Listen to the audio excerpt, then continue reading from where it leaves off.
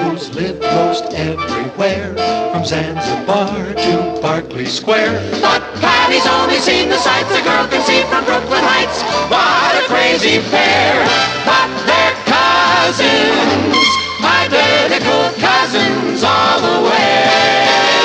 One pair of matching bookends, different as night and day. Where Kathy adores a minuet, the ballet russe, and crepe Suzette. Our Patty loves to rock and roll, a hot dog makes her lose control. What a wild duet, still they're cousins, identical cousins, and you find they laugh alike, they walk alike, at times they even talk alike. You can lose your mind when cousins are two of a kind.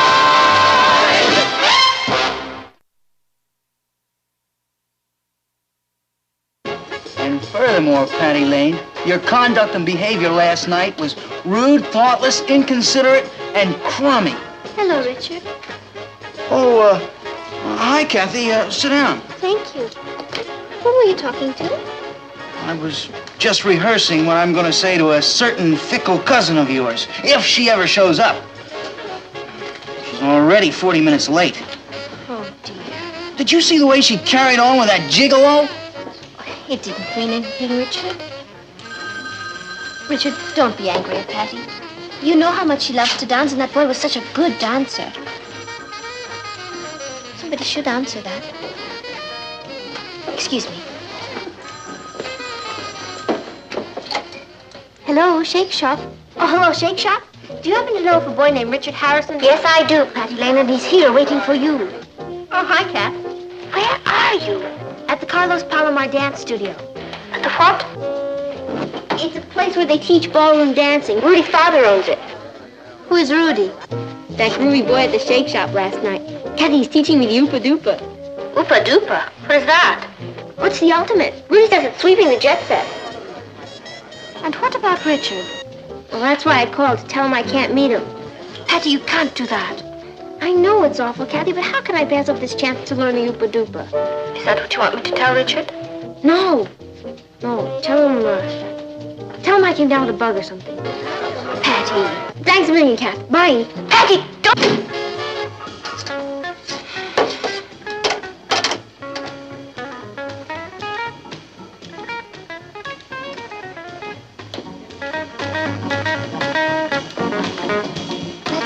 Richard.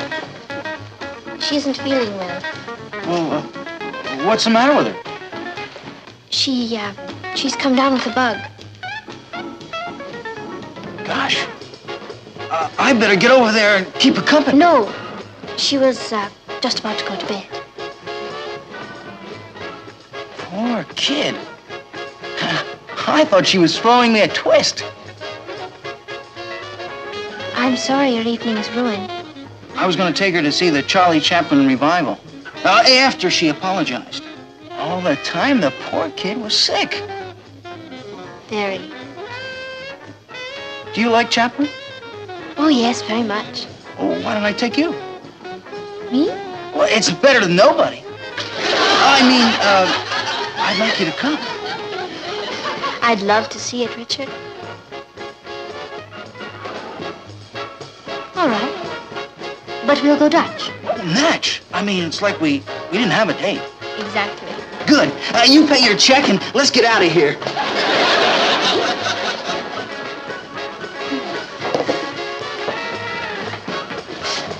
Thank you. Thank you, Richard. I had a lovely evening. Oh, I had a great time. You know something, Kath? You're fun. Thank you, Richard. Somebody just came in. It's probably Uncle Martin. Richard, you can go out the back door if you like. Hi! Who's in the kitchen? It's Patty. I thought... Boy, I'm starving. Hi, Rich. Patty, why aren't you in bed? Bed? What for? Well, getting over that bug. Oh, yeah, the bug. The bug. I was in bed, but I couldn't sleep, and so I thought I'd get some fresh air. It's awful hot in here. That depends upon where you're standing. Carlos Palmardin Studios. Oh, where'd you get that? The man was handing them out on the corner. I didn't see any man. Hattie, where were you? I was in bed, and then I got this emergency call from the USO. USO? Yeah. See, they said they needed some girls to go down and learn the latest dance steps so that they could teach them to the soldiers before they sent them overseas. I don't believe it either. I want the truth, Patty. Did that snaky cat you were dancing with last night take you to this dance studio? Yeah. His father owns it. Patty, you lied to me. Yeah. I guess you could call it that. Pretending to be sick? Getting me all upset? So upset you went to see Charlie Chaplin.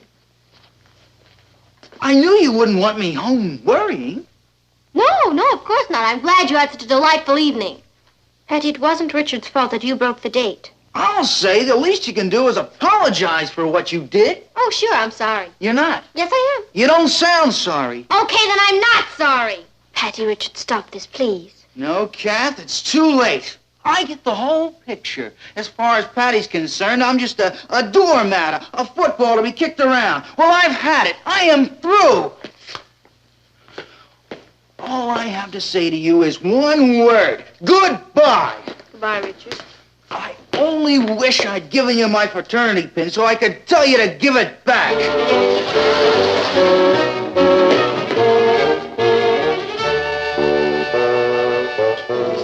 Patty, how could you do that? He'll get over it. He always does. That's not the point. No, that isn't the point. I'm mean, rotten, and wicked, and Richard is a sweet, lovable little mouse. Could a mouse like Richard teach me to do this?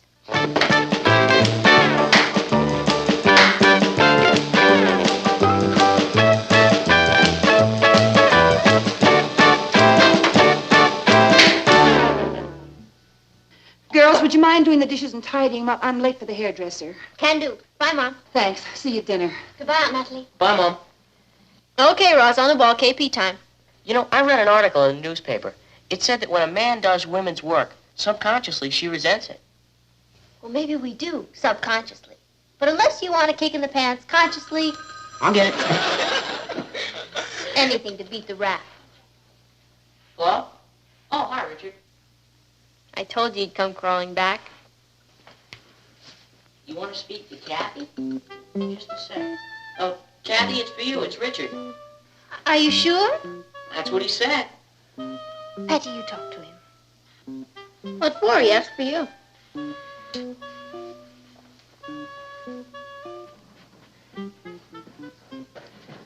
What's with you and Richard? I broke a date with him, so he walked out on me. He's smarter than I thought.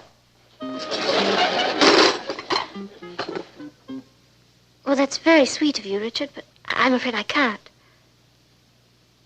No, not tomorrow night, or any other night. Richard, why don't you come by tonight and have a talk with Patty? All right, if that's the way you feel about it. But no, thank you. Goodbye, Richard.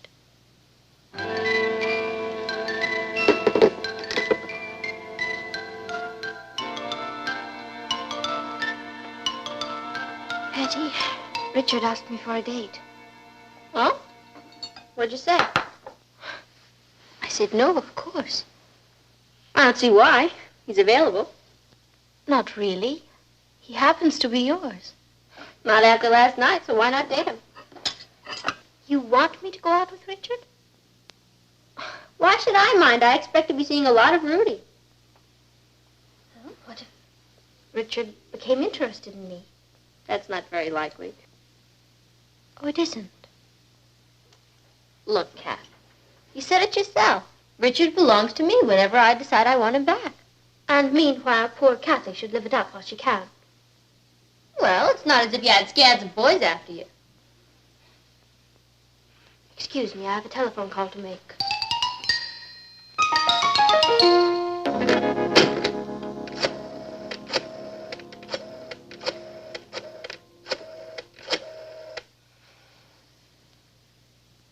Hello, Richard. It's Kathy. I've changed my mind. I'd love to go bowling with you tonight. I'll see you at 8 o'clock. Goodbye.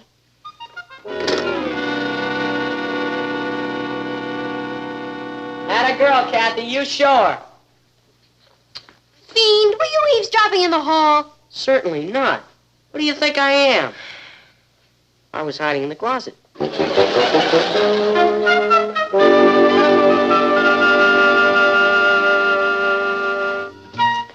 see, it's all in the wrist and keeping your eye on the pins.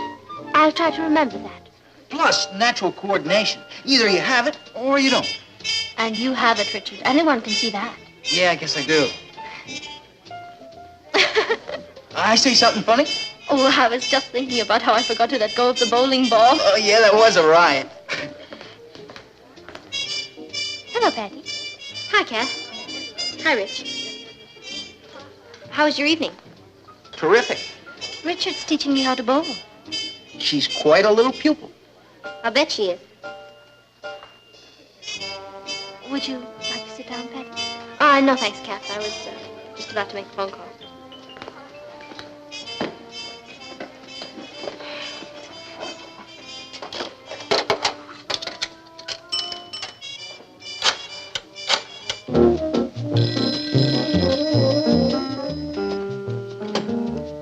Carlos Palomar Dance Studio. Good evening. Carlos Palomar at your service. Hi, could I talk to Rudy, please? Oh, I'm sorry. Rudy's giving a lesson. Oh, would you tell him Patty Lane called? Sure. You want to leave your number? No, Rudy has it. You're telling me. My boy Rudy's got more girls' numbers. Oh, really? You're that cute blonde he's been dating, no? No, I'm not. And never mind the message, okay? Okay. Goodbye.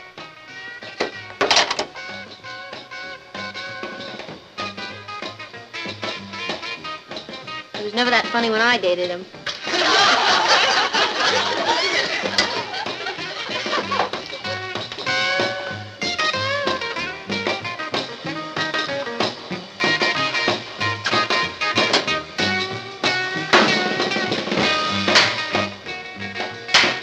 Hey, where'd you dig that? Oh, boy taught it to me. Would you like to learn how it goes? Some other time, Patty. I'm with Edna. Oh, hi. Don't they make a lovely couple? Charming. Oh, I'm sure you don't mind. It's all in the family. Exactly. Oh, and anytime you want Richard back, all you have to do is lift a finger. That one. Yes. Oh, Richard's yours. Anybody can tell just by looking at him.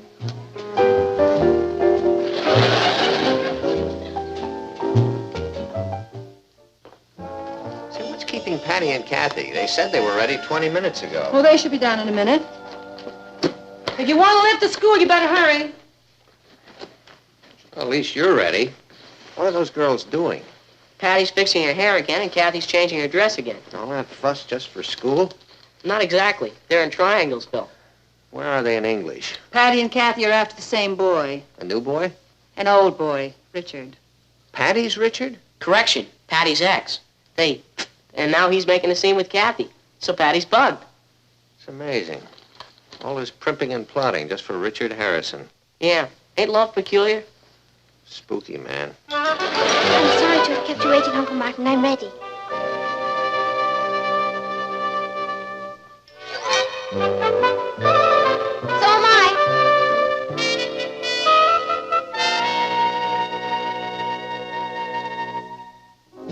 Hey, that's a cuckoo sweater. Kathy knitted it for me. I like the tie, too. Gift from Patty. Boy, what a setup. They're both like your slave. Personal magnetism. Either you've got it or you don't. Say, did you see what ankled in? Oh, Lola, she's the greatest. Maybe I'll give her a whirl. Relax, Richard. You got a girl. 2 of them. Right, but why not try for 3? Lola, Richard, Lola's out of your league. She dates college men. Shall we say she used to?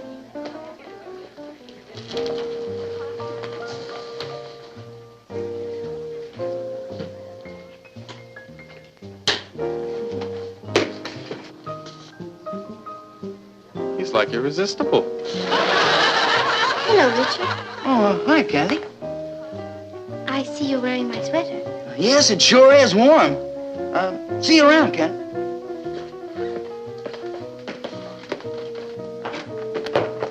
Hi, Rich. Hi, Patty. I was hoping you'd be here. I was just leaving. Oh. Take it easy.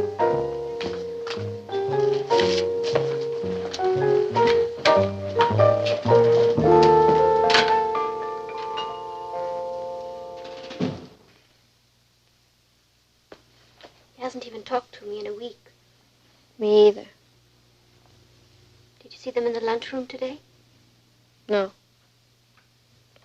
He was waiting on her hand and foot. In your tie and my sweater. I don't get it.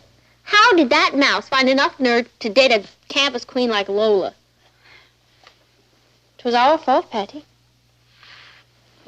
Our fault? We built him up too much. We created a romantic image and he believed it. Yeah. We made him feel secure. That's fatal in a man. I'm sorry I tried to take him away from you, Patty.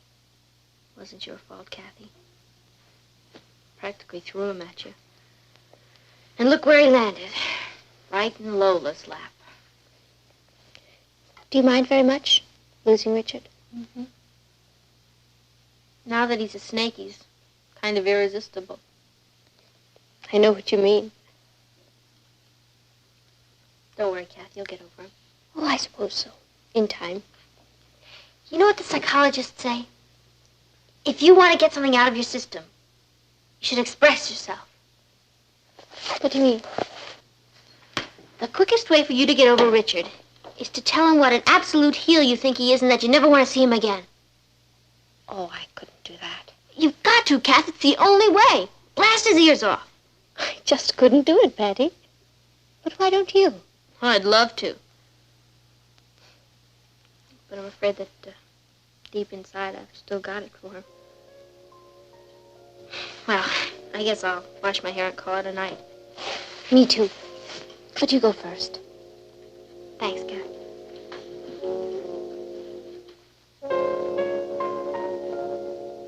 Well, at least we're back on the beam, huh? Right.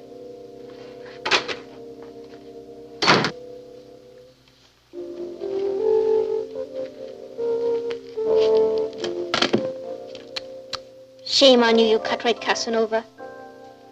If Patty had any sense at all, she'd take her own advice and tell you off.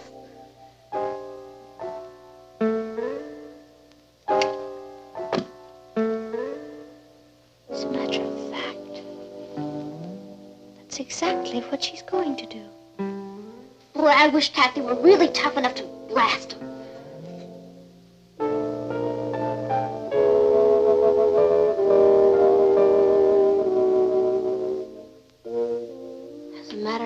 That's exactly what she's going to do. Oh, dear. You listen to me, Richard.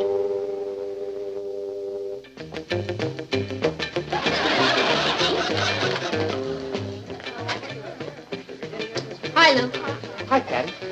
Have you seen Rich around? Yeah, he's over there waiting for a... He's over there. Thanks. Rich, I want a word with you. Sure, Patty. Sit down. No, thank you. I just want you to know that you're a two-timing, fat-headed, girl-crazy heel, and you're never, never, never to talk to me again. Do you understand? Okay, Patty. I get the point. What's more, I want my tie back. Never mind.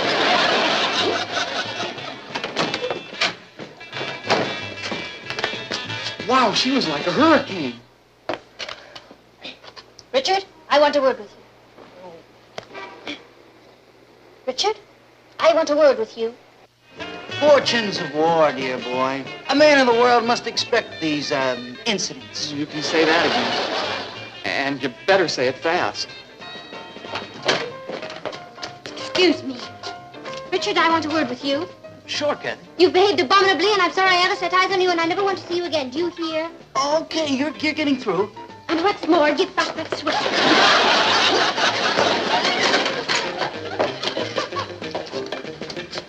Wow, wow, wow. It ain't all jam being irresistible. You know the saying, you can't make omelets without breaking the eggs. You're cool. Why not? After all, I still have Lola. Want to bet? Oh, hi, Lola. I've been waiting for you over an hour. Flake off, Junior. The first team's back in town.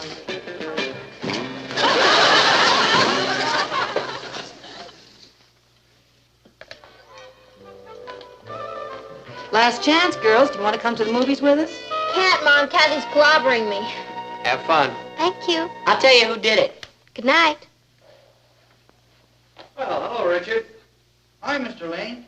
Are the girls home? They're in the living room. See you later, Richard. I doubt it.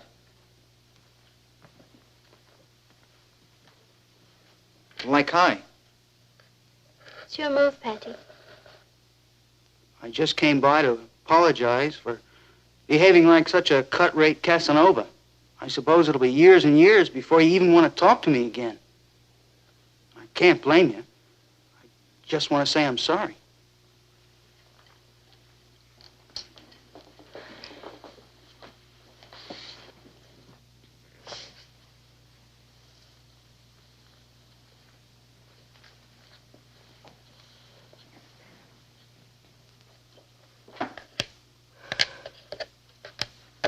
Your move, Pat. No, Patty. It's your move. Good night, Richard. Good night, Kathy. Well, what happens now?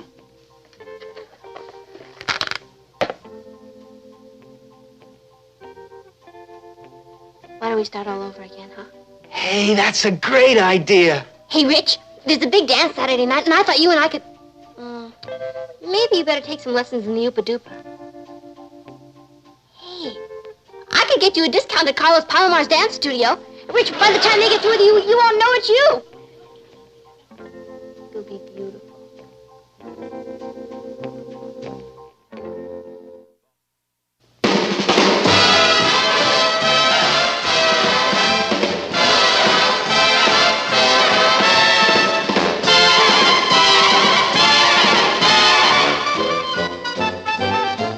Here's Kathy, who's lived most everywhere, from Zanzibar to Berkeley Square. But Patty's only seen the sights a girl can see from Brooklyn Heights. What a crazy pair! But they're cousins, identical cousins, and you'll find they laugh alike, they walk alike, at times they even talk alike. You can lose your mind when cousins are two of us. I'm home. Hi, Papa. Hi, honey. How was school today? Oh, I can't talk about it now, Papa. I'm on my way out and I'm late. Oh, Well, hello, darling. hello, Nat. Say, why is it that Patty's always rushing off somewhere? She's never at home anymore. I've never seen anybody run around like that. Oh, don't you remember when you were that age? I was never that age. Oh, it's hard to remember, but we all were. We always had a million things to do, and there were never enough hours in the day. Yeah, but in our day, we had to spend some time at home. I mean, the only time I know I have a daughter is when I get my phone bill. Aren't you pleased that Patty's popular?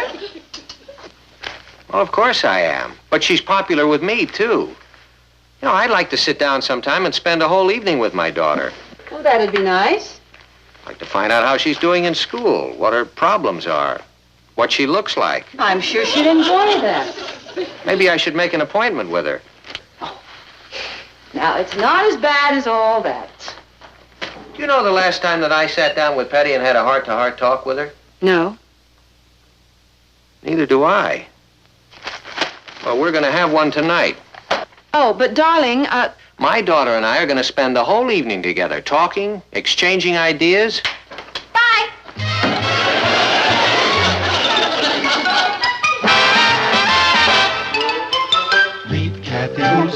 most everywhere, from Zanzibar to Berkeley Square. But Patty's only seen the sights a girl can see from Brooklyn Heights. What a crazy pair, but they're cousins, identical cousins all the way. One pair of matching bookends, different as night and day. Where Kathy adores a minuet, the ballet russe, and crepe Suzette. Our Patty loves to rock and roll, a hot dog makes her lose control. What a wild duet, still they're cousins, identical cousins, and you find they laugh alike, they walk alike, at times they even talk alike. You can lose your mind when cousins are two of a kind.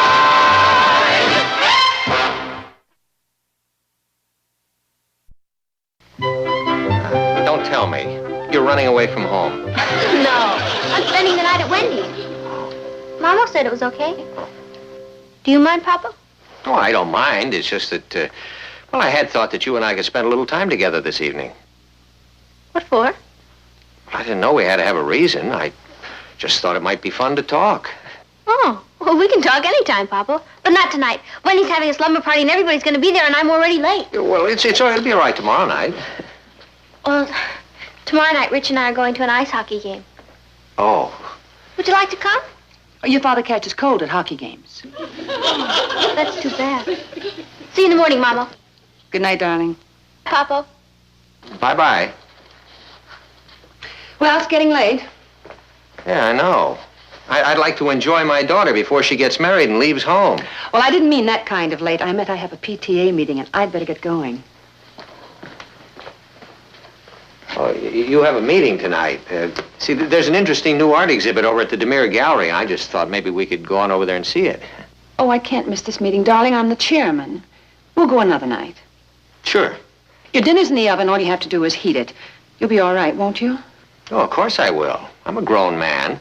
I'll be home early, grown man.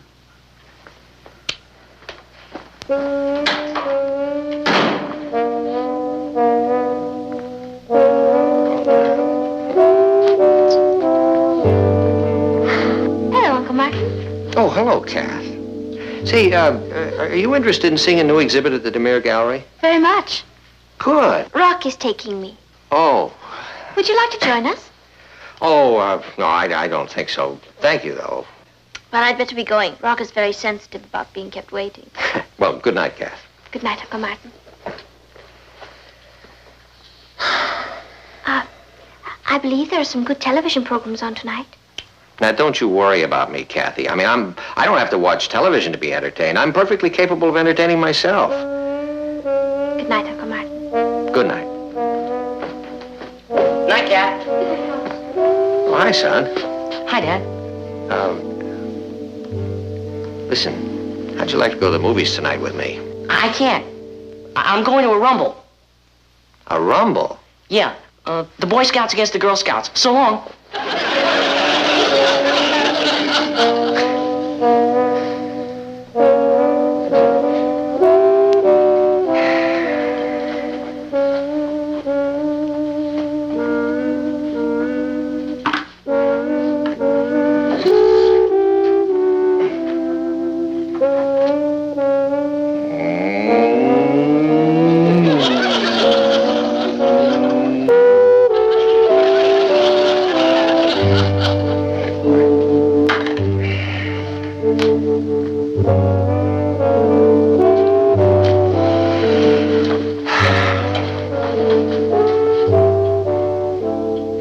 U.S. Weather Bureau forecast for New York City. Early rain, partly cloudy, cool. Temperature range 34 to 48. East winds of gale force at 20 to 35 miles per hour. Tomorrow. Hi, Papa. Oh, hello, Patty. Listen, I made a point of getting home early tonight so that you and I could spend a little time together. Oh, gee, that sounds great, Papa. I'd love to, but Rich is picking me up to go to the hockey game, remember? I can't find my gloves.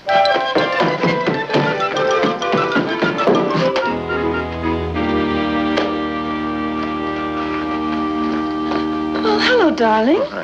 You're home early. Anything wrong? No, everything's fine. Say, we can go to that art exhibit tonight if you'd like. Oh, why don't we skip that tonight? I'm feeling a little tired. You look a little tired. Come on, sit down. Relax. Oh, well, I'm all right, really, you know. Martin, I think you've been working much too hard lately. Well, it has been a pretty rugged week. It's been a pretty rugged year. You can't go on pushing yourself like this, darling.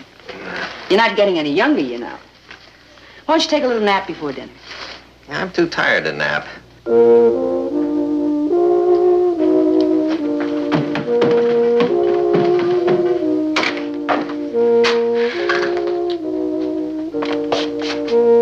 Hey, sis, aren't you going to that hockey game with Richard? No, Ross, I'm staying home tonight. Well, you can go to a hockey game? What's the matter with you? Not me. Have you ever taken a good look at that poor little old man down there? What poor little old man? Your father. How much longer can he have to live? Ages. Oh, don't let that brave expression on his face fool you. Deep down inside, he's a worn-out shell. He's been trying to tell me, but I wouldn't listen. Trying to tell you what? Keeps asking me to stay home, not to go out. It's pitiful. And I wouldn't listen. I said, I'm too busy, Papa. I've got to go to a slumber party and a hockey game. Oh, Patty, you've got your life to lead, and he's got his. Well, from now on, it's going to be different. I'm going to be a real daughter to him. I'm never going to leave his side. Good luck, Dad. I'll get it. Hi, Rich. You're not going like that, are you? You'll freeze. I'm not going at all, Rich. What do you mean you're not going at all? I already paid for the tickets. You're the last of the great romantics. My father worked hard for my money. There is something a little more important in life than money. Yeah? What? Love. We're staying in tonight? Get that glint out of your eye. I meant the love of a father for his daughter. Well, I don't feel that way about you. I should hope not. But my father does. Look at him, Rich. Looks fine to me. Look at all those gray hairs. Yes, 7. I counted them. So what, 7 gray hairs? The beginning of the end. It's nature's way of saying you've had it. I guess when they start to get decrepit, they go pretty fast. It's pitiful. What am I going to do with the extra ticket? Why don't you take Sue Ellen? Are you serious? Oh, why not? I can't see you for a while, maybe a whole year. You mean you're going to spend the next year with your father? Richard, he's dedicated his whole life to me. It's the least I can do for him. It's funny, Patty. I always say that nothing you do can surprise me, but it always does. I'll go to the game alone.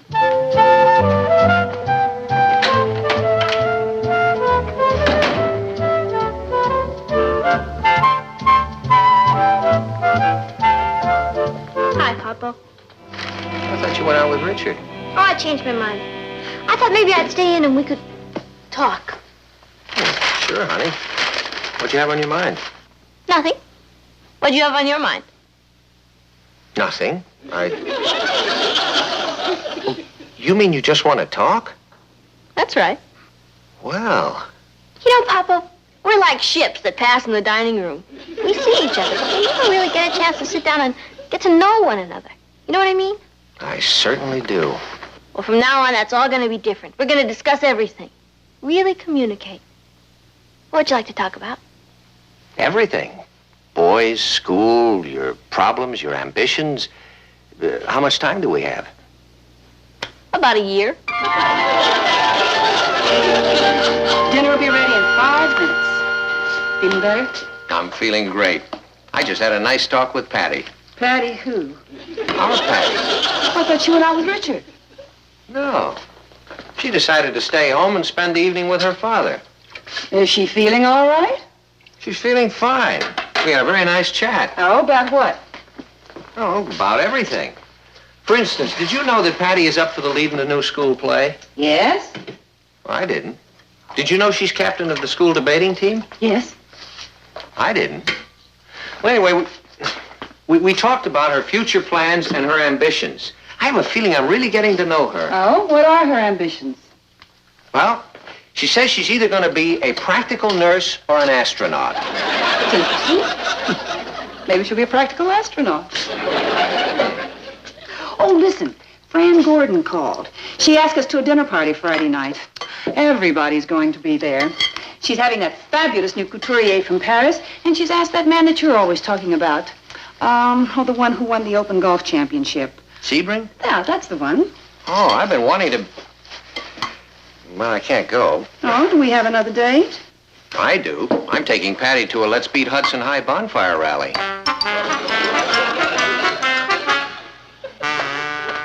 Hi, Papa. Oh, hi, Patty.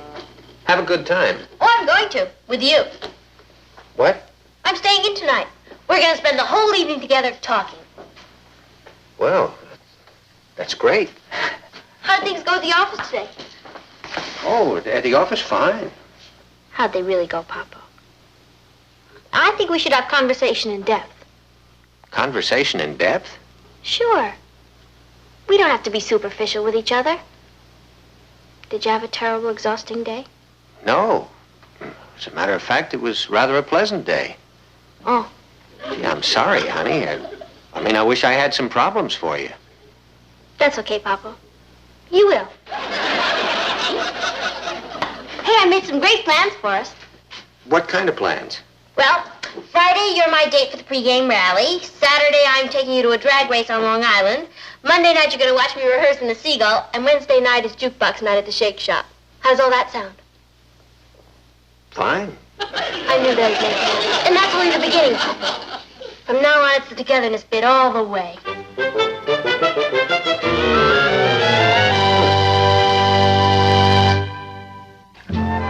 Fran called. She was sure sorry we missed her party. She said it was fabulous. Yeah? She said Mr. Sebring gave golf lessons to all the men there. He did. Gee, I'll bet he could have helped me correct my slice. You know, if I could lick that, I could beat Eddie Sheldon every time. Does he usually beat you, Uncle Martin? He's a very lucky player. Yeah, I better get going. I told him I'd meet him in 20 minutes at the clubhouse. I'm glad you're able to play golf every Saturday. Yeah, so am I. I look forward to it all week. Hi, Papa. All set? Oh, yeah, I'm all set for what? The big drag race. Drag race? Don't you remember? Rich was dying to take me, but I told him I was going with you. Oh, well, of course, on Saturdays, honey, you know, I told all the kids I was bringing you. Well, actually, Patty, it's the one day in the week. You should have seen how jealous they were. Their fathers don't take that much interest in them. I'll get you Eddie Sheldon's phone number. Are you sure you won't change your mind, Patty? You love jazz, and Toot Henderson's gonna play. Toot Henderson, he's fabulous. I'd love to see him, Rich, but I can't. It'd break the old man's heart. He needs me. For what? You wouldn't understand, Rich. I've really gotten to know him like a book this week. Couldn't you read him tomorrow night? You know, I'll bet most kids never even look at their parents. I mean, really look at them. Home is just a bank and a restaurant. But parents are people. You know, I know it's hard to believe, but Papa was once a teenager, just like us. Yeah, that is hard to believe. You know, I've spent more time with him this 1 week than I have in 5 years. The minute he walks in the door, I'm right by his side.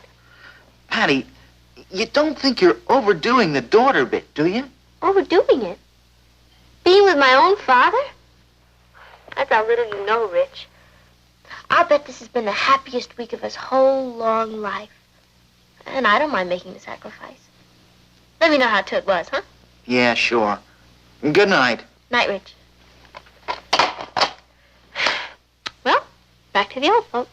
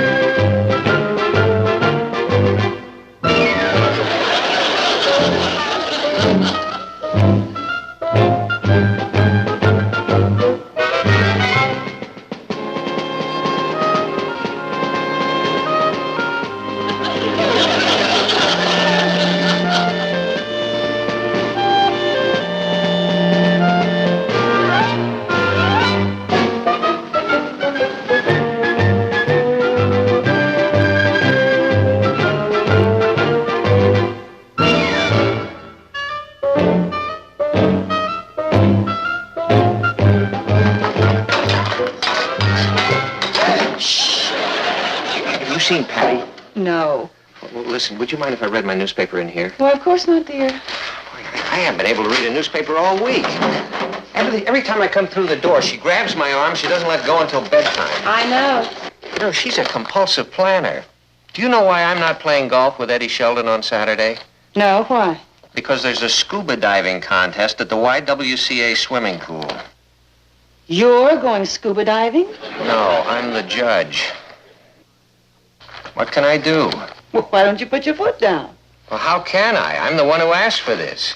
I can't reject her. You have no idea what being with me means to her. Papa? There you are, Papa. I've been looking all over for you. Have you? Yeah. Come on, I want you to hear a new beat. Will you excuse us, Mama? Certainly. Come on. Oh, come on, Papa. You'll really need us. Come on.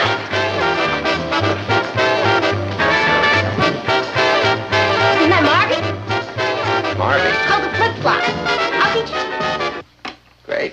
You know, Papa, there aren't many fathers as interested in their daughters as you are. Wow. Clothes, hairdos, gossip. Gossip? Hey, this is gonna send you right into orbit. Seal and Sam have lost it. Lost it? Yep, they split. Larry, her old beau, found out that Seal was doing a solo, so he decided to ditch Babe, the girl he was going with.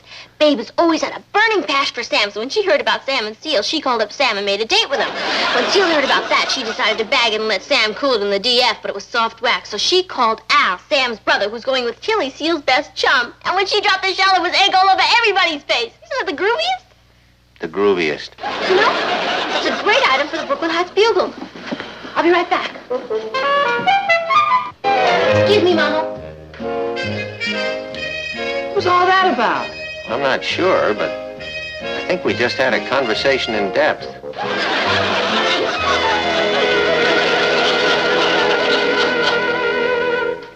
And you should have seen him do the flip-flop. I was really proud of him. Well, if I ever asked my father to dance, he'd think I'd gone crazy. Sue, when was the last time you talked to your father? This morning.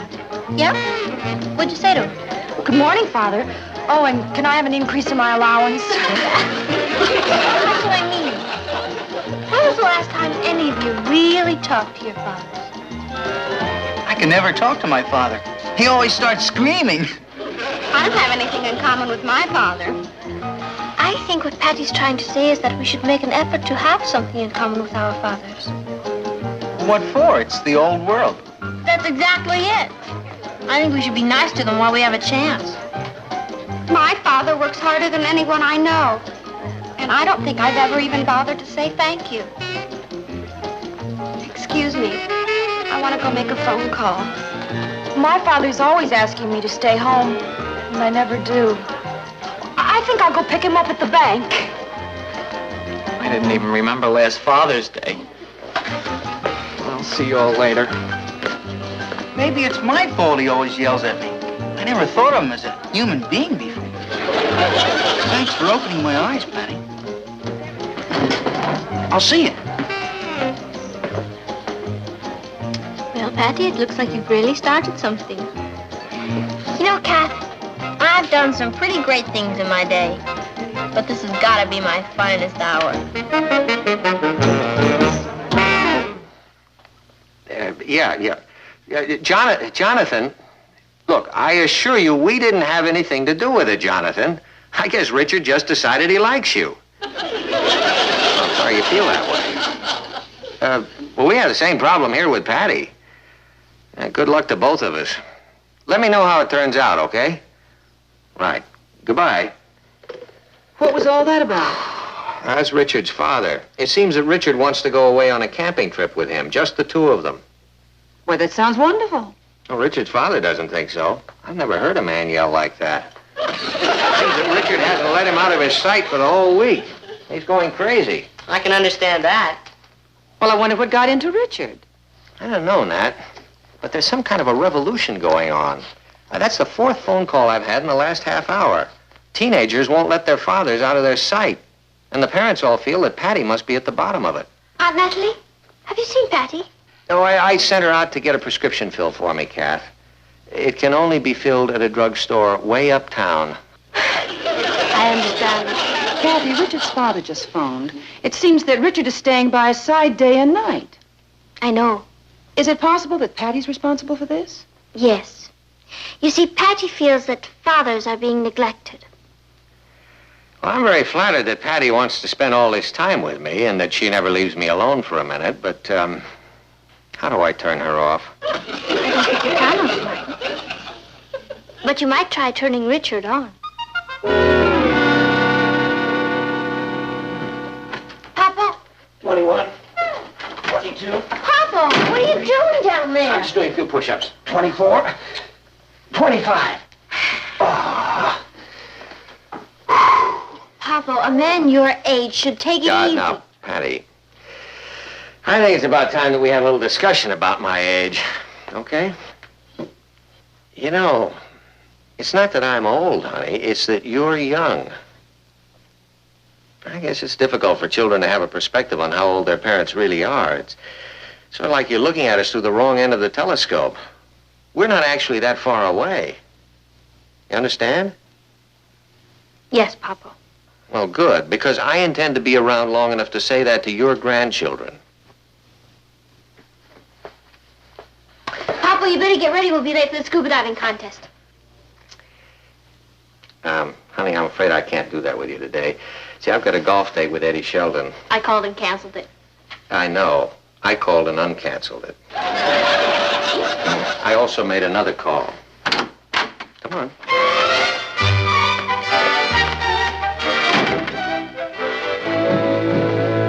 Hi, Rich. I came over as soon as I got your message. What message? Your father called and said you wanted me to take you over to the Y this afternoon. You called him. That's right. Wait until you hear what Patty has planned for the rest of the week. More coffee, darling. Oh, thanks, son. I finished the whole newspaper. What's so great about that? You'll never know, son. Patty has been pretty busy with Richard. I feel like I'm on a vacation. Good night, group. Good night, dear. Good night. Are you going out again tonight? Yeah, Rich and I are going bowling. Gee, Patty, you've been out every night this week. I think you should stay at home once in a while. But, darling, they're playing in a tournament. Yeah, but I haven't seen her all week. I mean, what's the point in having a daughter if she's never at home? But in a few years, Patty's going to get married.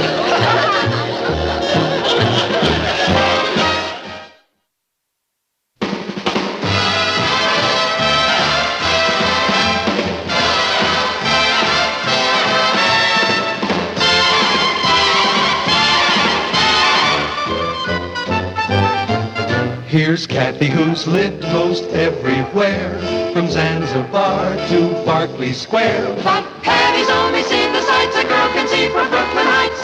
What a crazy pair! But they're cousins, identical cousins, and you'll find they laugh alike, they walk alike, at times they even talk alike. You can lose your mind when cousins. I'll get the salad ready. Can I help you, Aunt Natalie? Oh, thank you, darling. Everything's almost ready.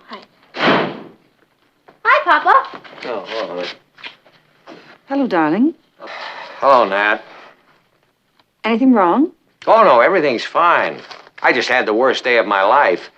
What happened? Well, you remember last week when the students rioted up at Hudson College and they pulled down the statue of the founder and put a pair of panties on him? I remember. It was a case of spring fever. Spring fever, my foot. That was juvenile delinquency. Well, I wrote an editorial about it on Monday. Yesterday, some smart aleck sent in a letter to the editor. He signed it Rebel, and among other things, he accused me of having the mentality of a dinosaur. Martin, you've been a newspaper man all your life. You're not going to let one letter bother you. I wish it were one letter. Mail has been pouring in all day from the kids, and most of it supports Rebel. We haven't had that much mail on an editorial in years. A little while ago, Smathers called me into his office and asked me what I was going to do about it. I looked like an idiot. Darling, tomorrow this will be yesterday's newspaper. Well, I may not last until tomorrow. Come on into the kitchen. Talk to me while I finish dinner. I'm not very hungry. You know something, Cap? I've never seen Papa so upset. You think he's upset? I'm Rebel.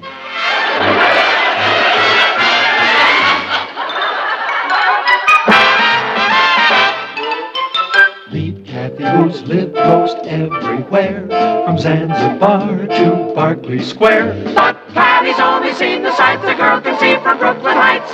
What a crazy pair, but they're cousins, identical cousins all the way. One pair of matching bookends, different as night and day. Where Kathy adores a minuet, the ballet russe, and crepe Suzette. Our Patty loves to rock and roll, a hot dog makes her lose control. What a wild duet, still they're cousins, identical cousins, and you find they laugh alike, they walk alike, at times they even talk alike. You can lose your mind when cousins are two of a kind.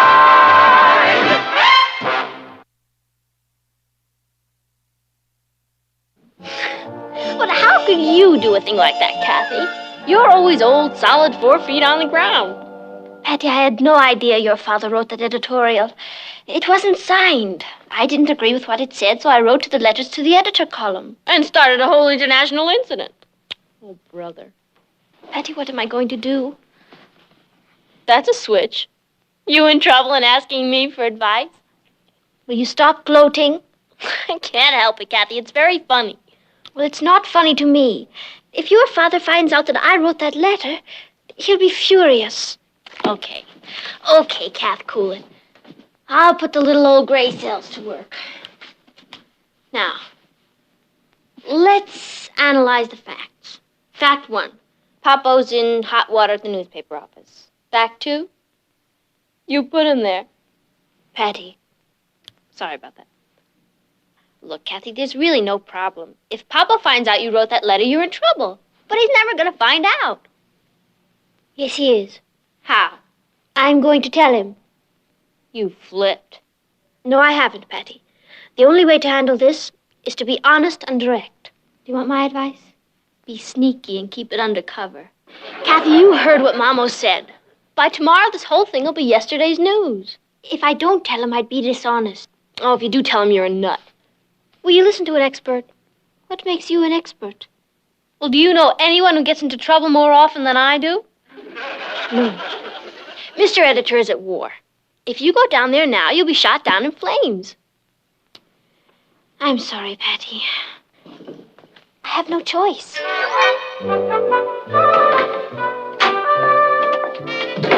Sometimes I wonder if she's really related to me. There. Here's tomorrow's editorial. There has been a great deal of mail in support of the letters signed Rebel. Now, most of the letters generate a lot of heat, but very little light. This writer is not opposed to freedom for teenagers if it is coupled with responsibility. But being a teenager does not automatically confer a license to behave badly. Rebel should pull his head out of the sand and take a good hard look at what's happening around him. Now, Rebel called this writer a dinosaur. Perhaps it's Rebel who is living in the Stone Age. You might call him a Neanderthal ostrich. How do you like it? That should do it. What do you think, Kat? Yes, that should do it all right. Did you want to see me? No, it can wait, Uncle Martin. He called me a Neanderthal ostrich. So? You called him a dinosaur. Well, I didn't know who I was calling names. Neither does he. You know, it's wild. You two love each other, and you're slinging mud at each other like crazy. Here, you've paint on your nose. You know, this would make a great Doris Day Cary Grant picture. Patty. No, really. Cary Grant is the editor of this newspaper, and he's running a campaign against a female politician. And Doris Day is a female politician. Yeah, she's, the mayor of this town she comes from. And Cary doesn't know that. Right. Patty, I am not Doris Day. How am I going to get out of this? Just leave it to your brainy cousin. Oh, come on, Kathy, relax. Let's call the boys and tell them we'll meet him at the shake shop. I wonder how you get in touch with Cary Grant. Oh, hi, Carmine. Yeah, I saw it. Hi, Rich. Hi, Ted. Hi, Patty. Have you read your father's paper lately? Richard, it isn't my father's paper. He's just the editor. Yeah, well, you ought to get rid of that dinosaur who's been writing all those editorials. Rebel sure tell him off. Your father should put a younger man in there. Someone who understands kids. Or maybe you should give the job to Rebel. Wouldn't that be great? We're all sending letters to the editor. You're what? How's this for an opening? Dear Fossil, why don't you go back to the La Brea tar pits where they dug you up? I like mine better. Dear sir, would you please give me your space travel formula? I'd like to visit you in the 18th century. That ought to needle him. I think you're shooting arrows at a very thin hide. Oh, listen to this. Dear old-fashioned, I can just see you sitting in your rocking chair with a shawl around your neck, writing editorials with a quill pen. Oh, look, fellas, do you really think you should send those letters? I mean, why don't you wait and let the whole thing blow over, huh? Blow over? Listen, we've been attacked. If we don't defend ourselves, who will?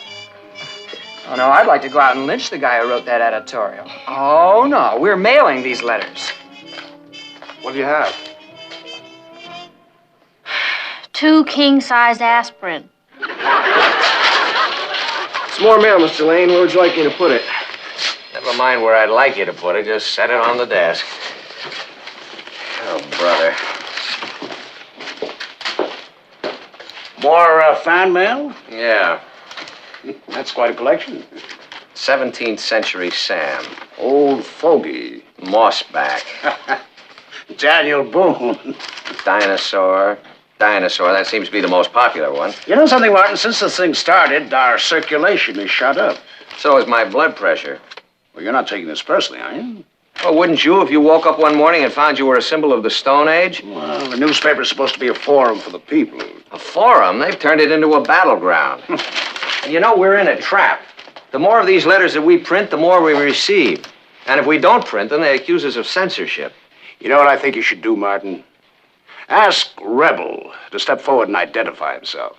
After all, he's the one who started this whole thing. The two of you should meet face to face, talk over your problems. That way you can reach some sort of an agreement and issue a mutual statement.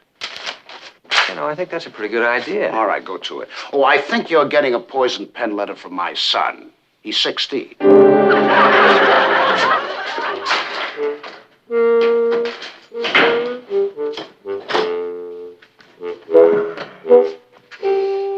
Dear Rebel, it's time you came forward and identified yourself so that we can meet Face to face and discuss our differences. Please telephone letters to the editor at the Chronicle or let us know where we can reach you. Sincerely, Dinosaur. Oh, no. Boy, talk about your own backyard. Why don't I join Father in Iceland? Oh, what are you worried about, Kath? You've got me for a cousin. That's what I'm worried about.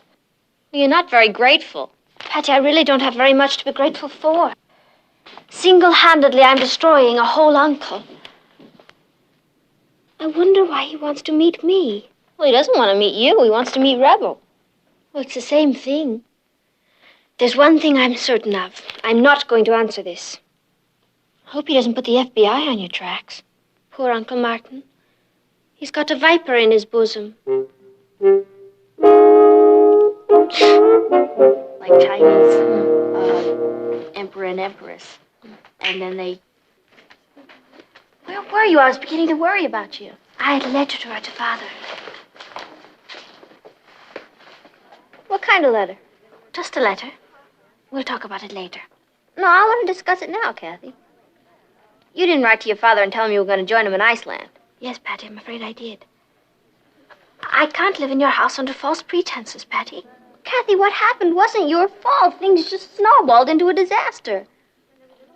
Well, you didn't mail the letter, did you? Oh. All right, class. This morning we're going to study the geologic formation of Iceland.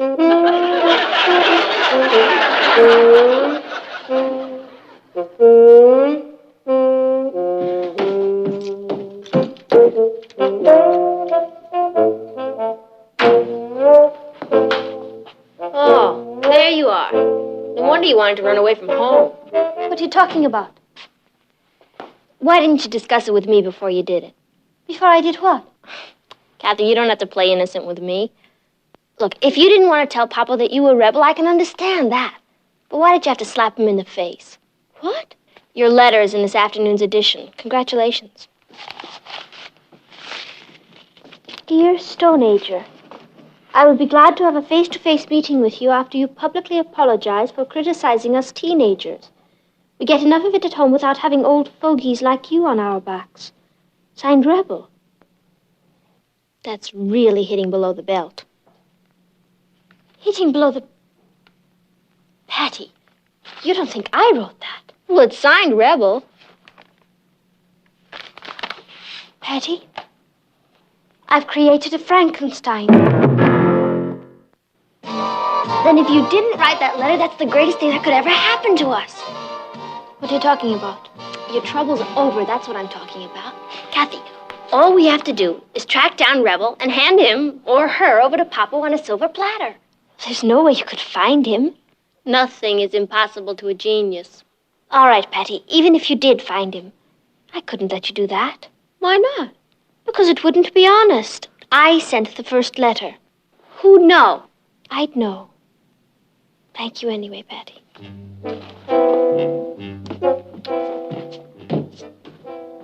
All right, I'll do it without her. She'd hate living in Iceland.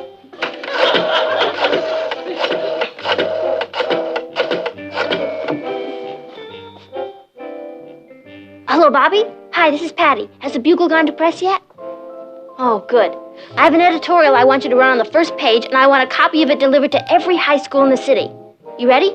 It reads, Dear Rebel, you're the greatest.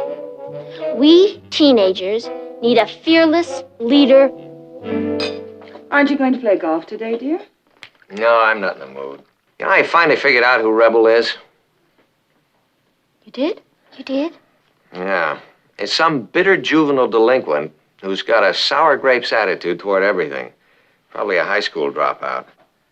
Martin, you haven't touched your breakfast. No, I'm not really hungry. Gee, Dad, are you gonna let some stupid kid get your goat? It's not a question of some stupid kid getting my goat. I offered to meet with him and discuss this problem. Well, now, that was a fair and reasonable request. In return, I got a rude, unreasonable answer. I'd like to get my hands on him. I have a feeling you're going to. What makes you think that? Just one of my wild hunches. Patty, do you really know anything about this? Uncle Martin, you mean, do I know who wrote to that letter the other day signed Rebel? No, I have no idea, Papa. But I'm going to try and find out. Is Mr. Smathers still upset? Oh, he's delighted. Circulation is zooming. But then he's not the target for tonight. Stone Ager. It has been difficult for you, hasn't it, Uncle Martin? It's not fair. I think, Uncle Martin, that you should know that the real rebel is an idiot who talks too much. I mean, that's why he keeps writing those letters all the time, isn't it? Why isn't he willing to meet Dad? Oh, I have a hunch he's going to. Uncle Martin, he's not the one who's responsible. You're absolutely right, Kathy. I think it's the parents who are to blame for that kind of thing. Well, we better go. Kathy's going to have her head examined. What? Kathy's going to have her hair done. Come on, Kathy. Patty, let's go. Excuse me. You first. Keep fighting, Papa. Everything will be all right. Bye, Mom. What would you like for dinner tonight, dear? Saber-toothed tiger? You better hurry up, Kat. It's almost 8, and the game starts at 8. You know how Ted hates to be kept waiting. I thought you and Richard were going with us. Oh, we'll meet you there. Rich called to say he'd be a little late. Oh, well, why don't we wait until he gets here and we'll all go together? No, that's okay. We'll see you there. Patty, you're awfully anxious to get rid of me. Who, me? I was only trying to see that you'd have a little time alone with Ted. Oh, all right. Have I forgotten anything? No. Good night. See you at the game. Yeah. Save some seats for us.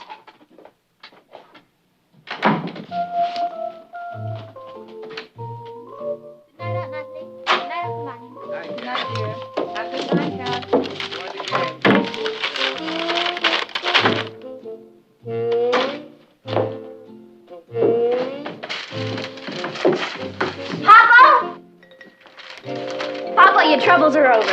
Would you mind putting that in writing? It is in writing. What's that? That's the trap that's going to catch Rebel. Why, that's your school paper. Uh-huh. Right there on the front page.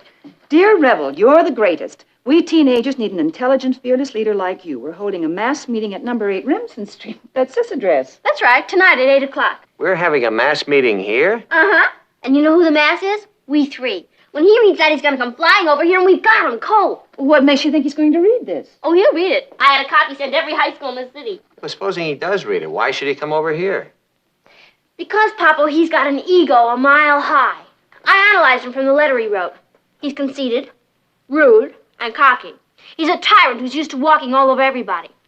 I figure he's tall, dark, maybe handsome in a Latin sort of way. And he's got dozens of girlfriends, but he doesn't care about any of them.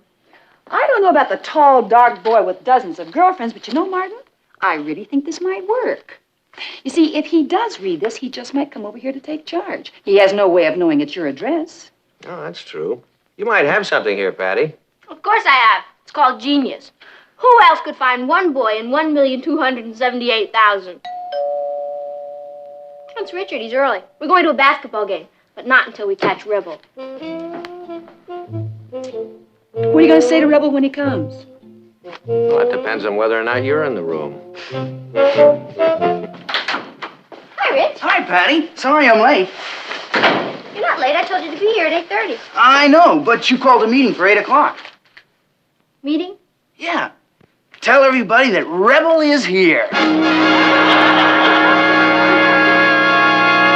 You're Rebel? Yeah. I thought you knew that when you said, you're the greatest.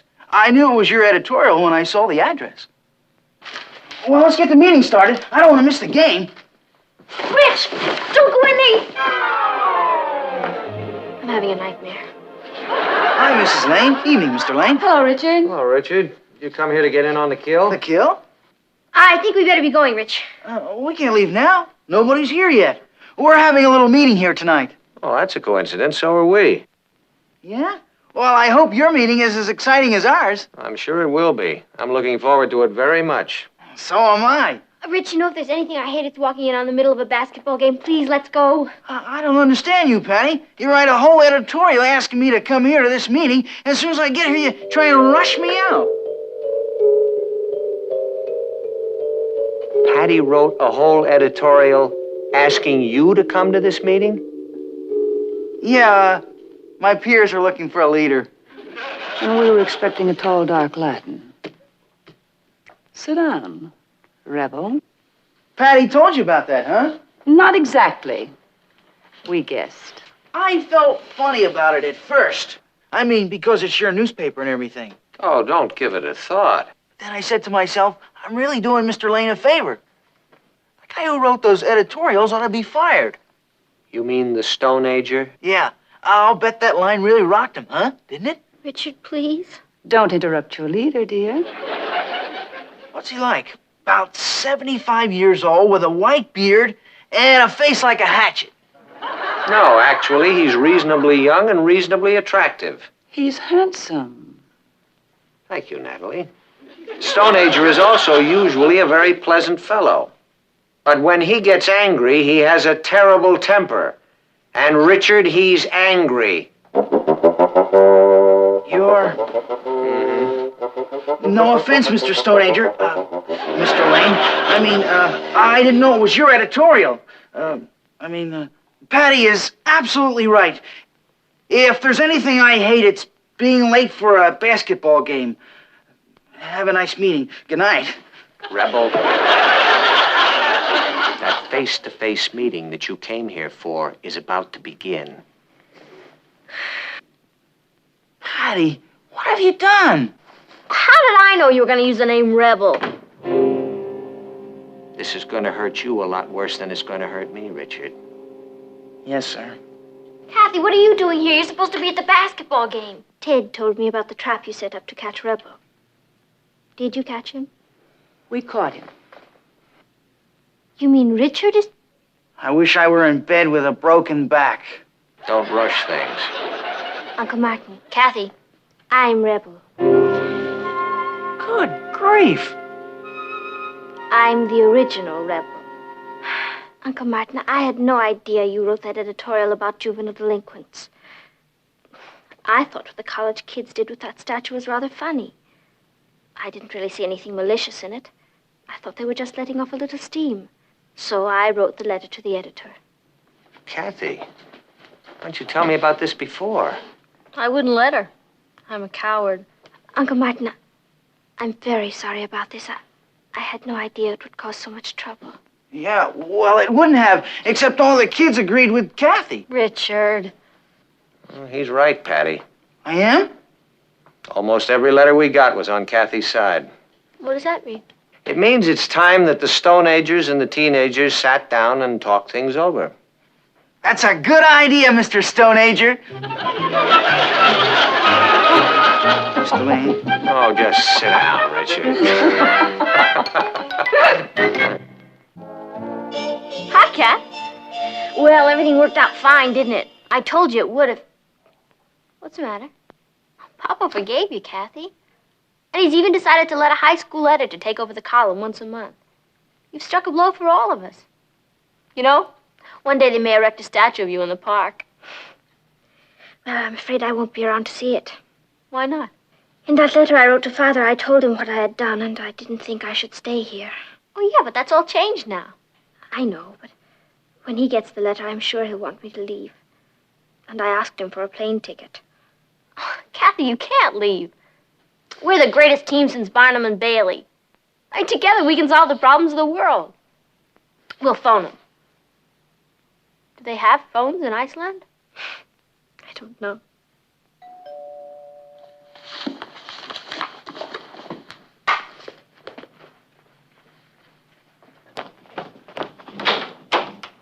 Hi, I think that's Kathy's. Thank you. What is it, Patty? Iceland. It's addressed to your father. Kathy? It's been returned. You know what happened? The mathematical genius goofed. The letter's been returned for insufficient postage. Oh, Patty. Come on. Where are we going? We're going to pick out a site for your statue. Come on.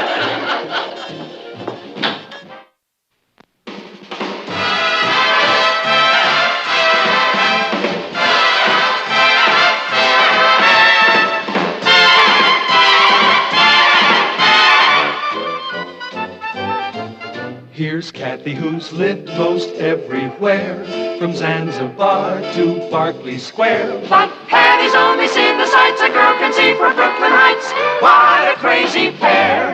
But they're cousins, identical cousins, and you'll find they laugh alike, they walk alike, at times they even talk alike. You can lose your mind when cousins are two of a kind. Get married till you're full 21. And don't you get married. Patty, how long are we going to stay here? Shh, you're interrupting Memphis Mulligan. Then marry some good girl your love won't forget.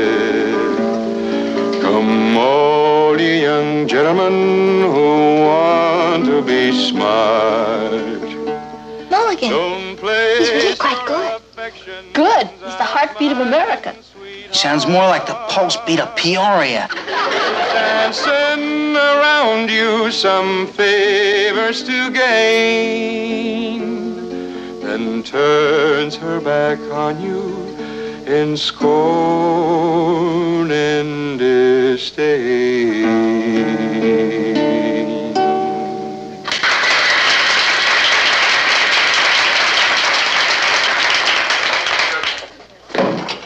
Where do you think you're going? Oh, I'm going to take a little rest. When you got a throat like this, you got to pamper it a little. Listen, Memphis, I'm paying you by the night, not by the song. Now get up there and sing. You can get up there and sing yourself. My throat and I are quitting. Good riddance. Who needs you? Good. I'm going back to the farm. Peasant. Sir? What is it? Gee, that's too bad that had to happen, but, you know, you're right. You really don't need him. Of course I don't. I mean, especially when you can get the greatest folk singer in the whole world, Pittsburgh Patty. Yeah, especially when I can get the greatest folk singer in the world. Who's Pittsburgh Patty? Me.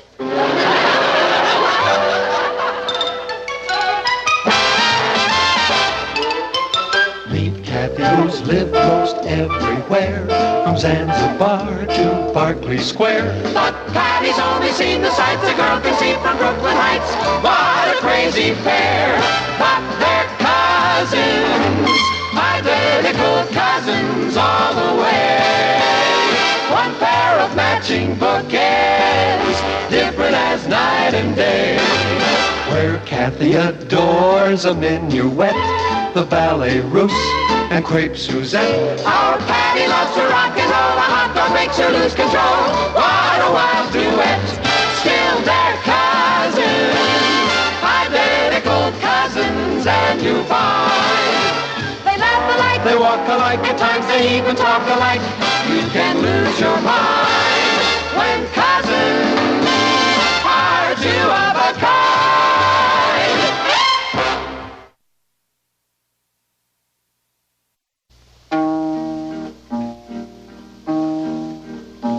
I miss my home in the old gray west, where I grew up with leeway. They say what happens for the best. My homestead's now a freeway.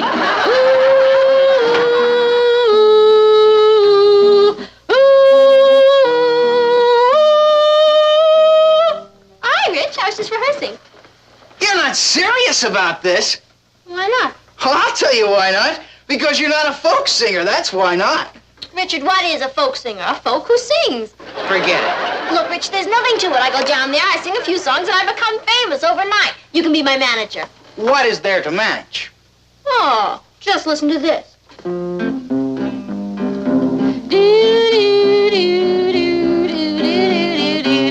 And knew me a man with a red-headed gal, wore a yellow scarf when he called.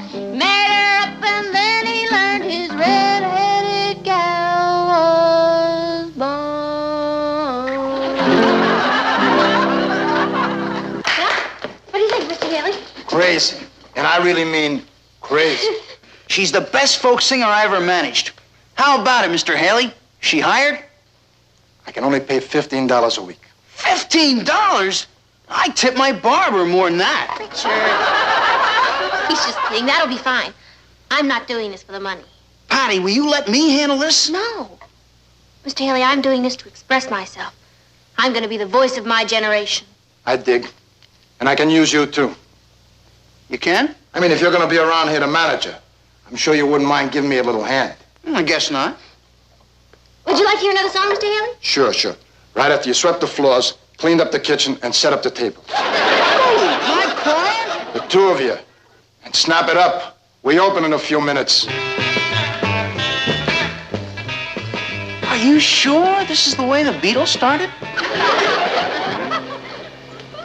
Oh, hi, Richard. Hi, Ross. Are you looking for Patty or for a sandwich? Patty. She's out.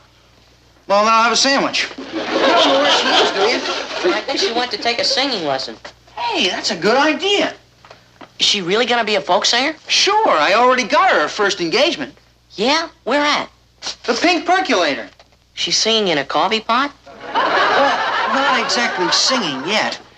It's a coffee house. When she gets through there, everybody in the country's gonna know her. You sing too? I'm her manager. Oh, boy. Every artist has got to have a manager. Even Patty. Did you get her a lot of money? Sure did, considering her talent. She's working for nothing, huh? Of course not. What do you think I am? You sure you've got everything? Yeah. Thanks. Boy, I really admire you. You do? Yeah. Since I'm her brother, I have to be around Patty all the time. But you deliberately take her out. It takes a lot of courage. Well, I guess it's kind of hard for brothers and sisters to understand each other. Until they're older, anyway. Well, I wish I had a sister. You can have mine. I'll take her. Can I be best man at your wedding? I guess so, if we have a wedding. Aren't you and Patty gonna get married someday? Well, we were, but I don't know now. What's the matter? I'm worried. I can't blame you. If I was going to marry someone like Patty, I'd be worried too. I'm worried she won't marry me. That's wishful thinking. You don't understand, Ross. If Patty catches on as a folk singer, she's gonna be famous. And I mean really famous. Do you think that could happen? Have you heard any of the folk singers around here today? Boy, I'm glad I'm just a kid. I wouldn't have the problems that you grown-ups have for anything. What is life? Is it earnest? Is it real? Or is it a candy Ferris wheel? Ha! If I ate feathers, could I fly? Oh, laugh, you sages. But I must fly. I don't know if I like managing a folk singer. Chin up, you're doing great. Oh, Mr. Haley, I'm ready to go on any time now. You're a real trooper. Make a fresh batch of coffee. And then? And then serve the customers. And then? And then wash the cups. And then? And then make some more coffee. Yeah, I dig.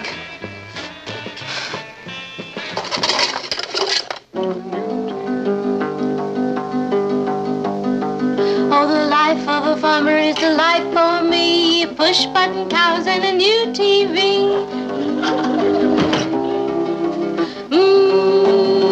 Hello, Patty. Hi, Papa. Hadn't you better get dressed, dear? I am dressed. Oh, you're going to a costume party. You know what? I suppose you're right. Life is nothing but a masquerade. Well, this is the costume of the people. I'm earthy. I'll say. I would suggest that you wash some of that earth off, then change into a dress, and we'll have dinner. Papa, you don't know about American folklore, do you? Do you know Carl Sandburg's The People, Yes? Mm-hmm. Do you know Martin Lane's That Outfit, No? Patty, you look like a poverty-stricken... Papa, that's the look of my generation. We want to be free. Then why are you so expensive? Joke.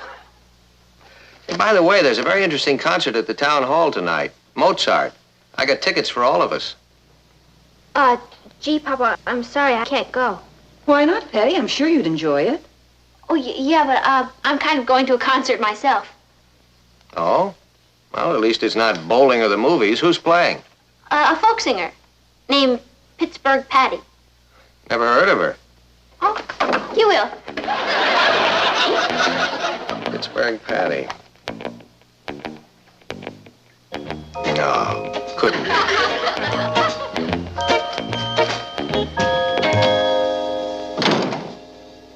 What's the matter, Patty? Oh, it's the older generation. What have they done now? They're not going to stop me from expressing myself. Are they trying to? They would if I let them. Have they told you to give up your job at the coffee house? No. You see? That's only because I haven't told them about it yet. Patty, don't you think you should? They wouldn't understand, Kathy. It's not just a job. I feel like part of the grassroots of America. You look like part of the grassroots of America. It's really very hard work. The singing? The scrubbing. Hey, you wouldn't like to join my act, would you? We could make it a duet. I'll scrub, you mop. No, thank you. I'm afraid not.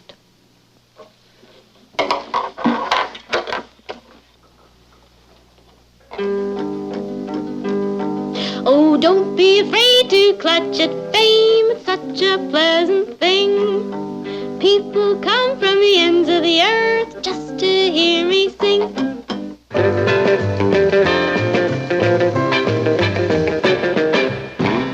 Oh, moon is a word, and tin is a word. Empty sounds and din. So I have the power to change my word. Mr. Haley, I'm ready to go on any time. Crazy. Start with table 7. Mr. Haley, I don't think you understand. I'm here to express myself. I dig. You want to get to the people, right? Exactly. Good. Start with table 7.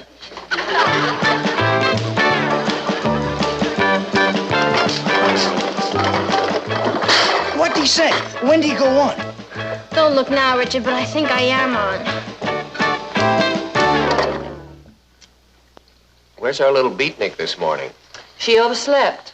No wonder. She didn't get home last night till 11:45. What were you doing up until 11:45, young man? Me and my big mouth. Morning. Good morning. How was that concert last night? What? Oh, the concert. It was great. Too short, though. What kind of concert was it? Folk singing. When I was a boy, we had folk singing. It's odd how it's become popular again. They had folk singing when you were a boy, Papa? Yes. We used to put on our bear skins and come out of our caves and sing it up a little. You know, Patty, this may come as a shock to you, but your father is only... That's okay, Papa. You're young in heart. Thank you, Patty. I mean, you really understand kids, Papa. I tried to. I mean, like, if I were to say to you, Papa, I think I'm going to get a job in a coffee house as a folk singer, you'd say... No. You're kidding. Try me. Oh, but Papa... If you want to do any folk singing, sing for the folks in this house. Some of them are quite nice, Martin. Oh, I'm sure they are. And anytime Patty wants to drop in at one and have a cup of coffee, that's fine. But I never want to catch you singing in one of those places. But, Papa... The discussion is closed. Would you mind passing the sugar, please?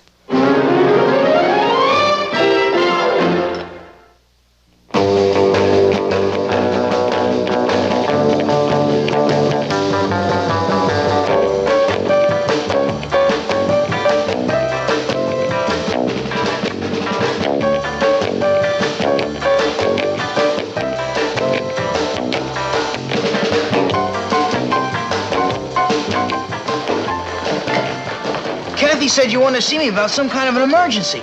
Brace yourself. Disaster has struck. Well, what happened? The roof just fell in on us. This morning at breakfast, the father figure conned me into thinking that he was young at heart. So I figured that was the perfect time to tell him about us working at the Pink Percolator. How'd he take it? He didn't. You mean he doesn't want you to work there? How do you spell ultimatum? Oh, boy. Well, maybe he'll change his mind. Never in a million years. I guess that's that. We're out of the folk song business. Oh, why don't we go see a movie tonight? I can't. Well, why not? Because I'm singing at the Pink Percolator tonight. You should leave your brain to Harvard. That would teach him. Okay, Rich, what don't you understand? You just said you can't possibly... Rich, I told you I'm gonna quit. But I can't just walk out. That wouldn't be fair. Yeah, somebody's got to scrub the kitchen. Look, I told you. Tonight is my last night.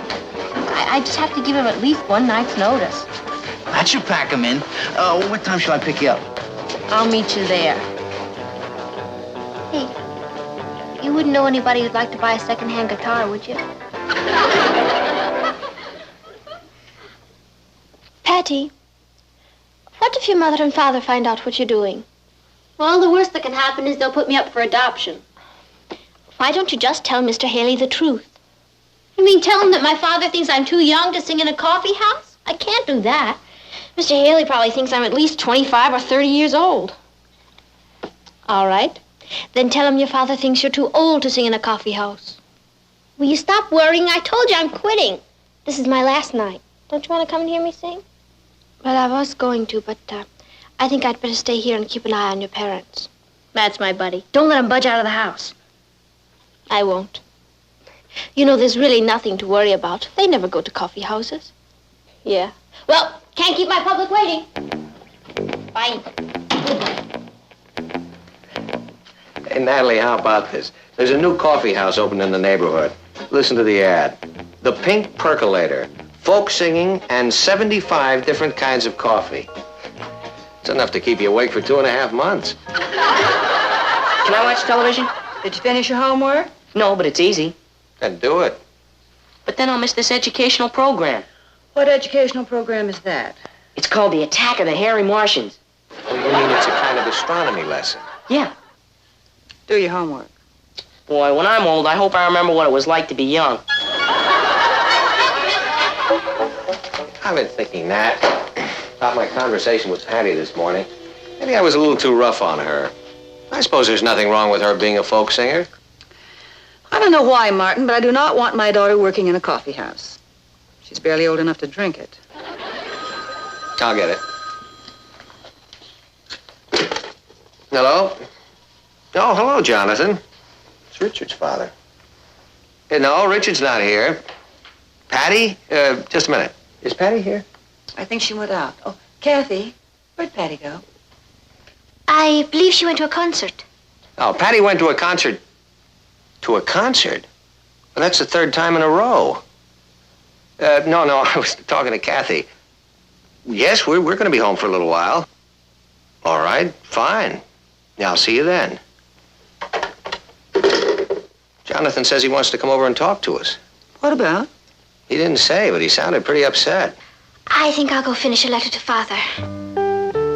Kathy, is Patty in any kind of trouble? I hope not. Is there anything you'd like to tell me? I don't think so, Uncle Martin.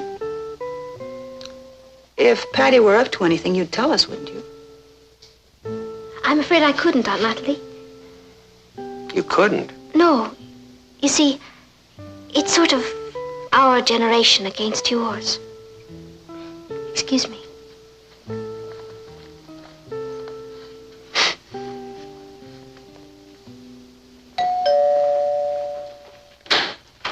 Hello, Jonathan. Hello, Martin. Is Patty home yet? Yeah, no. Come on in. I hate to barge in on you like this. Oh, you're not barging in. We're delighted to see you. Hello, Natalie. Hello, Jonathan. Won't you sit down? Well, I'd rather not. Something wrong? Well, I'm not sure. Has Patty been acting peculiar lately? Well, with Patty, it's kind of hard to tell. Same with Richard. I was joking. I was serious. What's Richard been doing? That's just it. We don't know. He gets in late every night. He's completely exhausted all day, and he doesn't tell us where he goes or what he's been doing.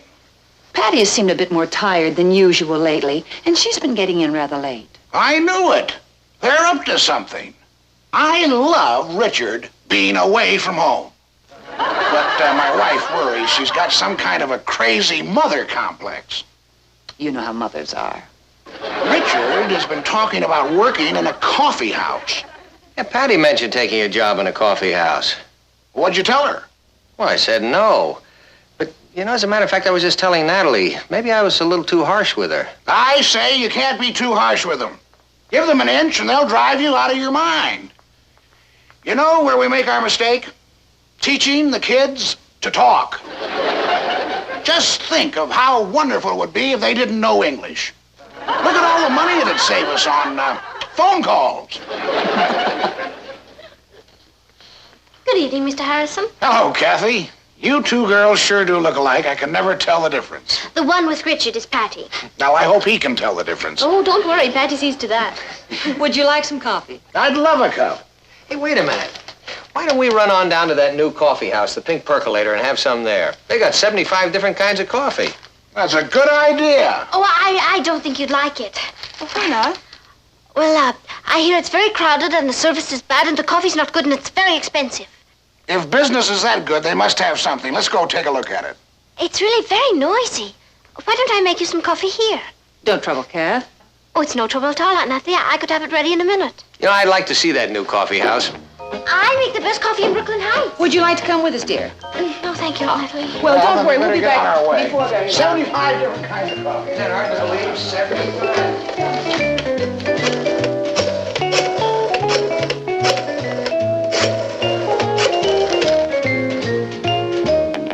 Hello, is this the Pink Percolator? May I please speak to Patty Lane? Patty Lane, she works there. I'm sure she does. Oh, Pittsburgh Patty, I believe she's called. What? Oh, she can't go on. Would you give her a message for me, please? Some nut. You're on, kid. I'm sorry, Mr. Haley. I can't go on now. I have to serve table 16 and clean up the kitchen, and then I... Oh, I see. Thank you, Mr. Haley. Excuse me. Rich, I'm on. Oh, great. Good luck. Now, this is your last chance to express yourself, so pour it on. Don't worry, I'll be great.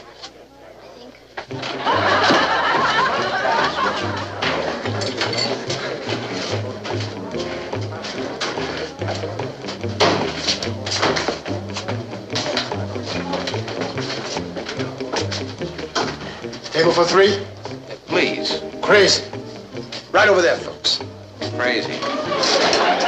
They do a good business here. I suppose the kids come in to hear the folk singing. I'd like to hear them too. I've never heard a genuine folk singer. I imagine they're pretty authentic here. Hello? I must speak to Pittsburgh Patty. It's urgent. She's just about to do her number. Call back later. Good luck, Pittsburgh. Ladies and gentlemen, Pink Percolator takes pleasure in presenting the voice of America, Pittsburgh Patty. It's Patty. Martin can't stop her now. Yeah, but I told her she absolutely could not do this.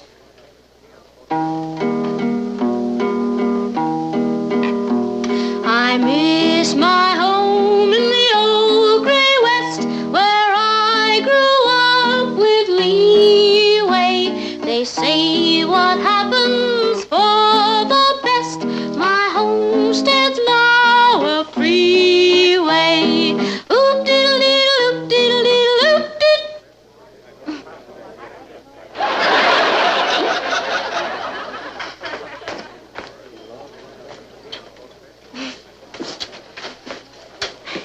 Cream and sugar, anybody? Oop diddle diddle oop diddle diddle oop diddle. Rich and I gave our notice as soon as we got here. I mean, we didn't want to just walk out on Mr. Haley. Yeah, tonight is going to be Patty's last night. Papa, I'm sorry. I really didn't mean to disobey you. But I already had the job when you said I couldn't have it. Patty, Martin. I was only going to say, Patty, I like what you did here. You mean it? Well, I certainly do. You wouldn't want to write a review about her, would you, Mr. Lane? Richard. Please don't press your luck. I thought you were great. You gonna do any more? Yeah. Let's go, Rich. What do you have, folks? We have 75 different kinds of coffee. Oh, you'd like a menu? Coming right up. Why don't you stick around for the second floor show? Starts soon. Featuring Pittsburgh Patty for the last time. I'll get you a menu. Take care of table 14, kid. Crazy. Yes, sir. Excuse me. That boy has finally found his career. As an agent? As a waiter.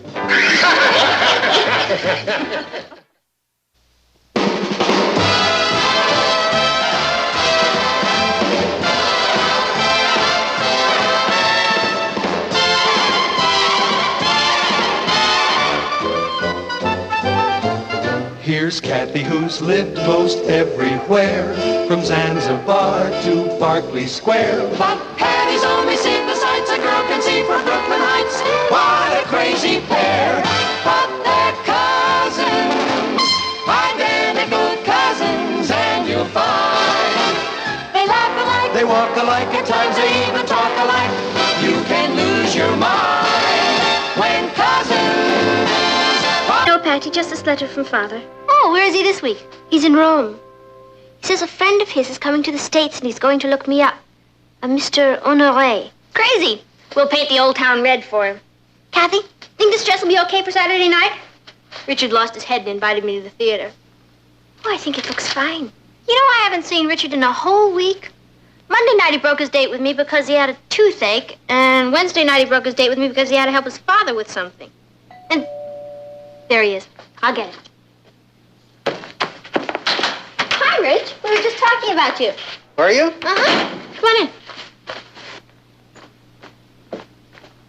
Hi, Kathy. Hello, Richard. Richard, are you gaining weight? Of course not. Why should I be gaining weight? He's as thin as a rail. Hey, you want some peanut brittle? We just got it. No, thanks. Oh, I know. I'll fix you one of my great bacon and egg sandwiches. Oh, thanks anyway, but I don't want to spoil my dinner. Wait. Still have that toothache? What toothache? Oh, that toothache. No, I feel fine. I came over to tell you I can't take you out Saturday night. Oh, I thought we had a date to go to the theater. We did, but my Aunt Mabel came to town before the weekend, and I have to be with her. It's gonna be a terrible drag. She's got the personality of a barracuda. But there's nothing I can do about it. Oh, sorry. That's okay, Rich. We'll do something next week. Sure. I knew you'd be a good sport about it. As soon as my Aunt Mary leaves, I'll give you a call. Richard, I thought you said her name was Mabel. I did. Oh, I mean, it is Mabel. We call her Mary. It's kind of a nickname. Well, I guess I'll be running along. I'll see you later. Bye, Kathy. So long, Patty. Bye, Rich.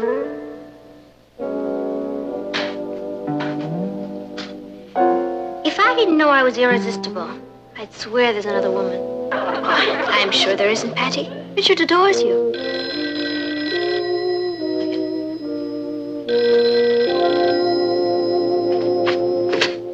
Hello? Oh, hi, Gloria. My black dress? Yeah, I guess you can borrow it. Well, I had a date Saturday night, but it was canceled because of Aunts Mary and Mabel. Oh, you have a heavy date, huh? With who?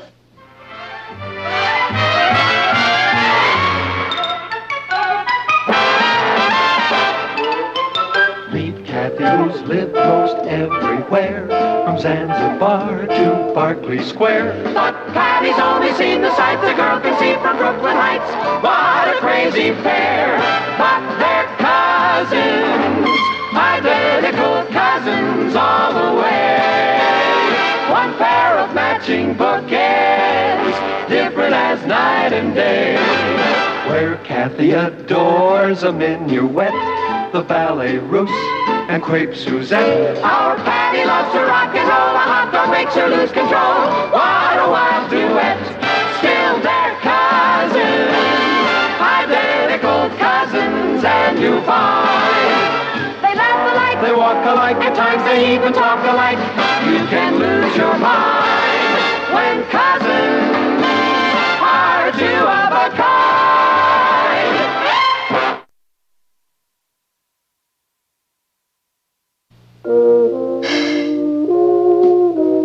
I never want to see Richard Harrison again as long as I live. Well, the way things are going, your chances look pretty good. Patty, are you sure you didn't misunderstand? It's not like Richard to lie. Believe me, Mama, I caught him red-handed. His Aunt Mabel is Gloria, the original clinging vine. Did you give Richard a chance to explain? There's nothing to explain, Papa. He goes out with other girls every once in a while, and I go out with other boys every once in a while. But we never break dates with each other to do it. Patty, I'm sure Richard has a good reason. Kathy, don't try to cheer me up. I like being miserable. Well, I'd like to give him back his pin, his ring, everything he's ever given me. Why don't you? He's never given me anything. Well, what difference does it make? I thought you weren't interested in him anymore. I'm not. That's Richard. Do I look all right? Oh, I'm a mess. Well, I think someone should answer the door. No. Don't anybody let him in. I'll send him away. No. I think you should make up your mind. I'll go send him away. Can I watch? No. You can all come into the kitchen and help me do the dishes. Now, how do you ever expect me to learn about life if I can't watch the interesting parts?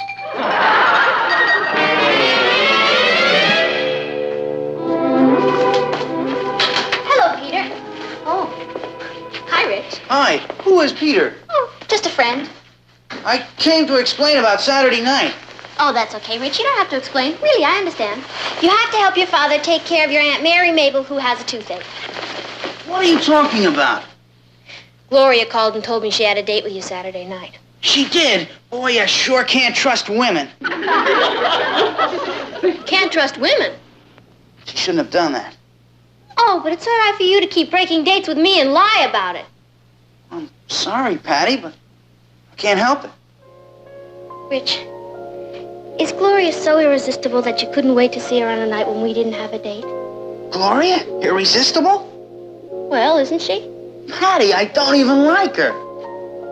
You don't like her, but you keep breaking dates with me to go out with her. That's right. What'd you do, lose an election bet? Patty, she's not nearly as nice as you. She's not as smart as you. She's not as pretty as you. And she's not as much fun as you. What has she got? something I can't resist. I'm hooked. On what? Her cooking. Her cooking? Gloria is probably the greatest cook that ever lived. Richard, you've got to be kidding. Gloria can't even boil water. Maybe she couldn't last year, but when she went to France with her folks this summer, she went to cooking school at Cordon Bleu. She's been cooking me banquets every night, and I mean banquets. And that's why you gave up my bacon and egg sandwiches. And tonight she's making me roast pig maxines with petit pois, glazed peaches, baked Alaska, and I better run along. I don't want to be late. Goodbye, Patty. Goodbye, Rich.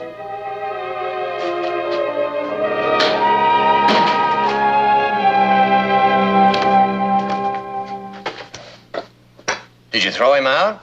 Is everything all right? Did you give him a chance to explain? Oh, he explained all right. I have got a rival. His stomach. His stomach? Mama, when did you first learn to cook? Not until I married your father. She could prepare any dish 7 different ways. Badly burnt, medium burnt, scorched. You never complained. I didn't marry you for your cooking. But cooking is important to a man, isn't it? Well, I think every girl should know how to cook. Will you teach me how, Mama? Well, of course, darling. You can help prepare dinner tonight. Great. I'll have him crawling back to me in no time. What are we having for dinner tonight? I'll make Gloria look like nothing. Hot roast and mashed potatoes.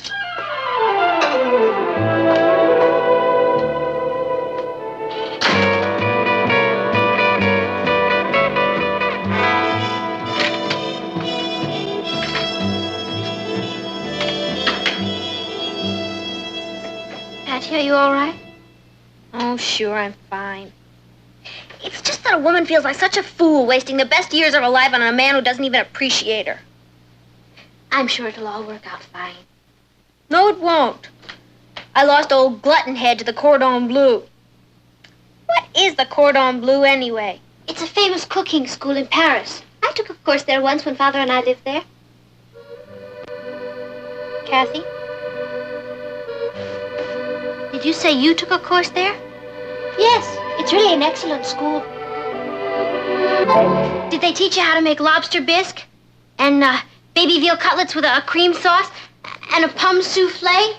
Mm-hmm. That was our first course. What about baked Alaska? We had that for part of our graduation examination. Kathy, you've just saved my whole romantic life. Because I went to the Cordon Bleu? That's right. You see, the reason Richard is after Gloria is that he's hooked on her cooking. And now I can beat her in her own game. Will you help me? Of course, Patty. I'd love to teach you how to cook. Who said anything about teaching me to cook? Kathy, it took you a year to learn. I've got to have Richard back in the fold by tomorrow night. Tomorrow night? Yeah. Look, I'll invite him over here tomorrow, and I'm going to prepare the greatest dinner this side of Maxime's. Patty, if you're thinking what I think you're thinking... Oh, please, Kathy, I'll never ask you for another favor as long as I live. All you have to do is prepare one of your fabulous dinners. And let you tell Richard that you cooked it. That's right. He'll never look at Gloria again. Patty, I'd like to help you out, really. But, Kathy, if you don't do it, I'll lose him. Believe me, the only way to Richard's heart is through the hole in his head. Will you do it? Well, the kind of dinner I have in mind would be very expensive. I don't care about the expense. This is all-out war. Hi, Patty. Hi, Kathy. Gentlemen. Hi, Rich. Hello, Richard.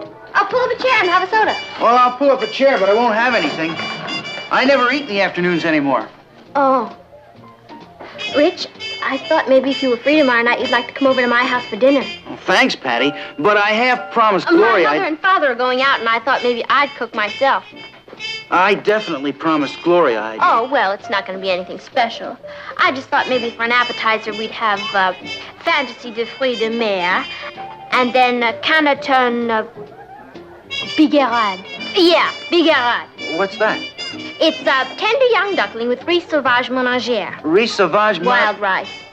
And then I thought we'd have endive braisée flamande, and then maybe for dessert some crepe Suzettes. You can make crepe Suzette? Gloria can't even do that. Well, I guess it does take a certain knack. I know that Kathy is supposed to be a great French cook, but Well, Patty's cooking tastes a lot like mine. Yeah. Gee, it's too bad about your date with Gloria tomorrow night. Well, I could tell her that my Uncle Henry came into town. Why don't you do that? Crepe Suzette.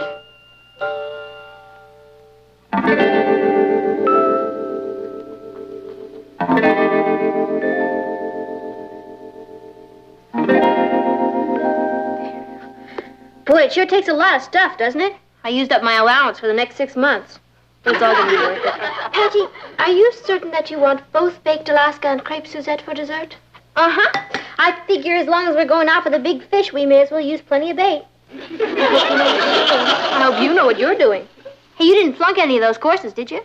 I'll have you know I received the gold star. No kidding. Do you know how lucky I am to have you? The gold star at the cordon bleu. That's bleu. What time is Richard coming? I told him to come at 7 o'clock. Oh, then I'd better start the sauces now. That'll only give me about 4 hours. You mean it takes 4 hours to cook one of these dinners? Some of them take 4 days. That's the fish calling up to find out what time the bait is being served. Hello? Oh, no, it isn't. Hold on a minute. Mr. Honoré.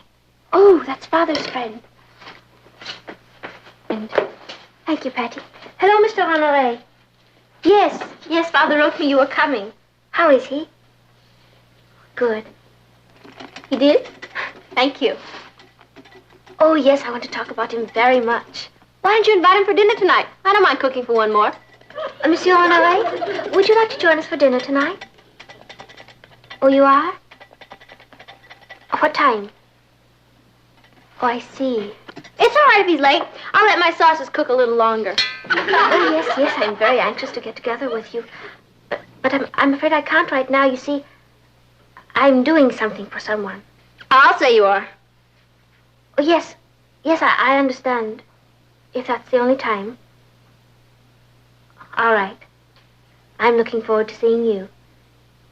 Thank you. Au revoir. What was all that about? Betty, Monsieur Honoré is catching a plane at 7 o'clock for India. I have to go to the airport to have dinner with him. Kathy, you can't do that. I'm catching Richard at 7 o'clock. I know, Patty. I'm terribly sorry. But this is the only chance I'll have to see him, and Father insisted that I meet him. Yeah, but your father didn't know there was going to be a crisis in my life. Oh, Kathy, if you walk out on me now, I'm ruined. I'm really sorry, Patty. But this is one of Father's closest friends. I have no choice. But what about my Canatum by you, whatever it is. Please, Kathy.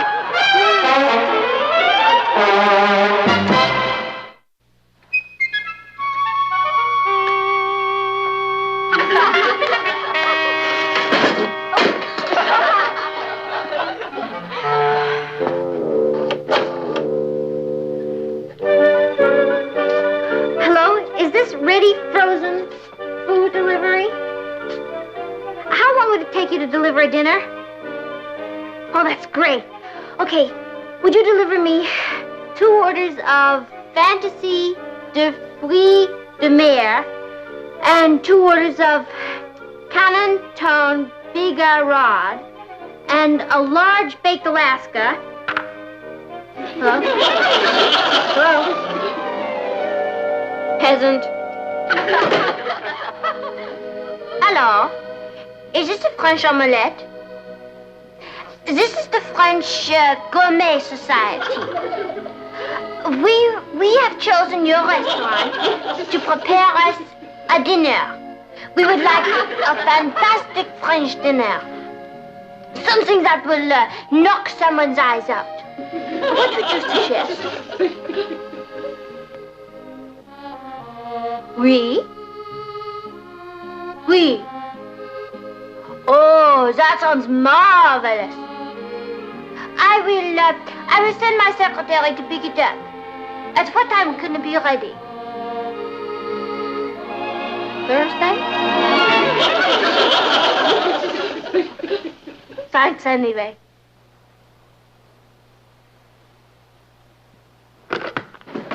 Hi, sis. What's cooking? Me. What are you building? A gallows. I was trying to impress Richard. Why would you have to impress him? He's lucky to have you.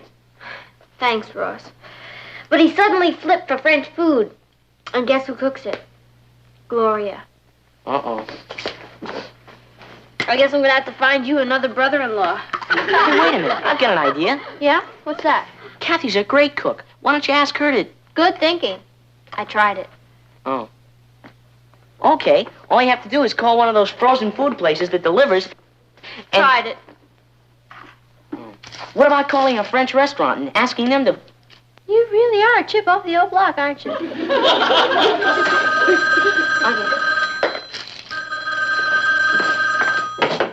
Hello? Oh, hi, Rich. I was just talking about you. Rich, about dinner tonight. You haven't eaten anything all day because you're looking forward to my fantasy de fruit de mer and my Casanova bigarade and my frittata. Boy, I really underestimated you, Patty. You're full of surprises. Rich, has it ever occurred to you that there are more important things in life than eating? Yeah? Name one. Gloria tried to get me to break my date with you tonight. She tried to tempt me with profiteroles. But I told her I was holding out for your crepe Suzettes. Oh, bully for you. She claims you can't cook. Oh, she does she? Well, what does she know? Nothing. That's why I'm going to see you at 7 o'clock. And have plenty to eat. I'm bringing my appetite.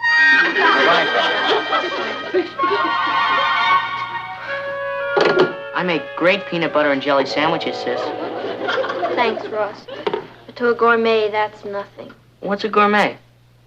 A glutton with a fancy appetite. You wouldn't have any other ideas, would you? Yeah.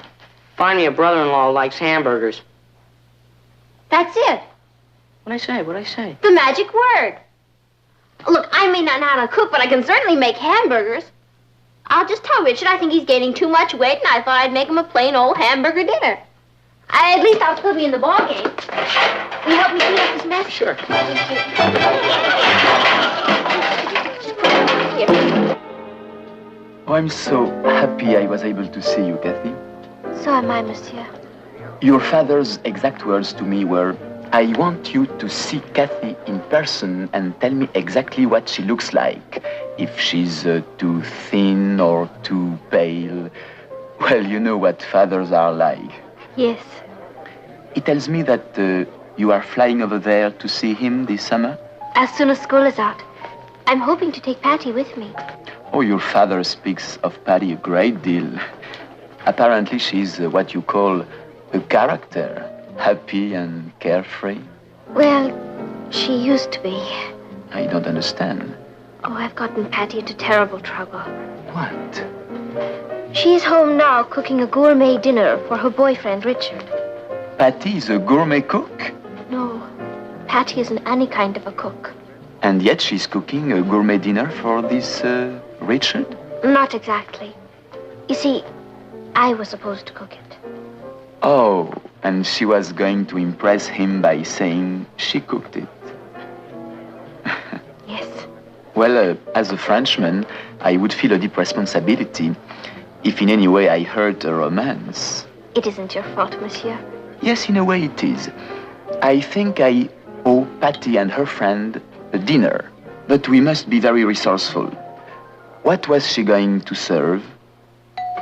Oh, there it is. Ross, will you keep an eye on the hamburgers for me? Sure. Thank you. Boy, I wouldn't be a woman for anything.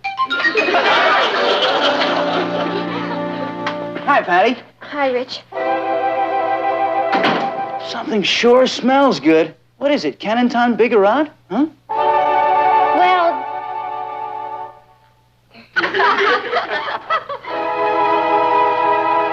It even smells better from here. I'm glad you feel that way about it, Rich, because the truth of the matter is... Sure had me fooled. I did?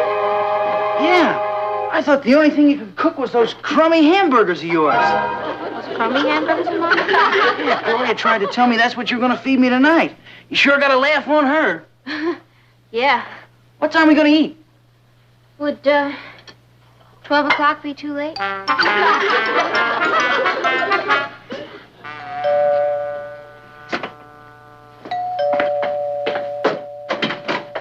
Can I help you? I'm sorry to be so late. Everything had to be cooked to order. You know? Fantaisie de fruits de mer, canton bigarade, riz sauvage ménagère, and crêpes Suzette. Monsieur Honoré and the restaurant voisin wish you a very pleasant dinner. Bonsoir, monsieur. Richard, I have a confession to make. Couldn't you make it after dinner? I'm getting kind of hungry. I didn't even eat breakfast. No, Richard, it can't wait till after dinner. You see, what Gloria said about me... You don't have to worry about Gloria. Yes, I do, Rich. You see, what she said is absolutely... Patty, I don't want to rush you, but if you don't sit down to dinner soon, that duck is going to get cold, the baked Alaska is going to melt, and your crepe Suzettes will be ruined. Oh, boy.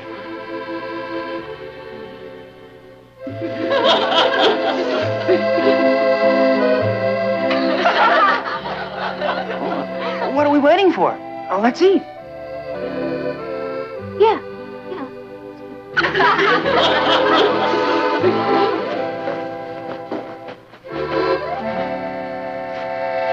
You know something, Rich? What? Somebody up there likes me.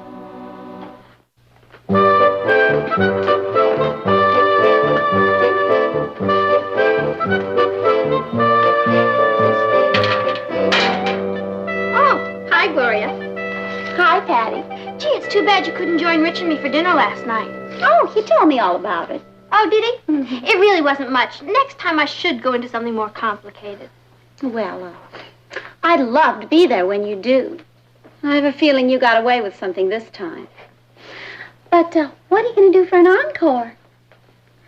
Well, bye, darling.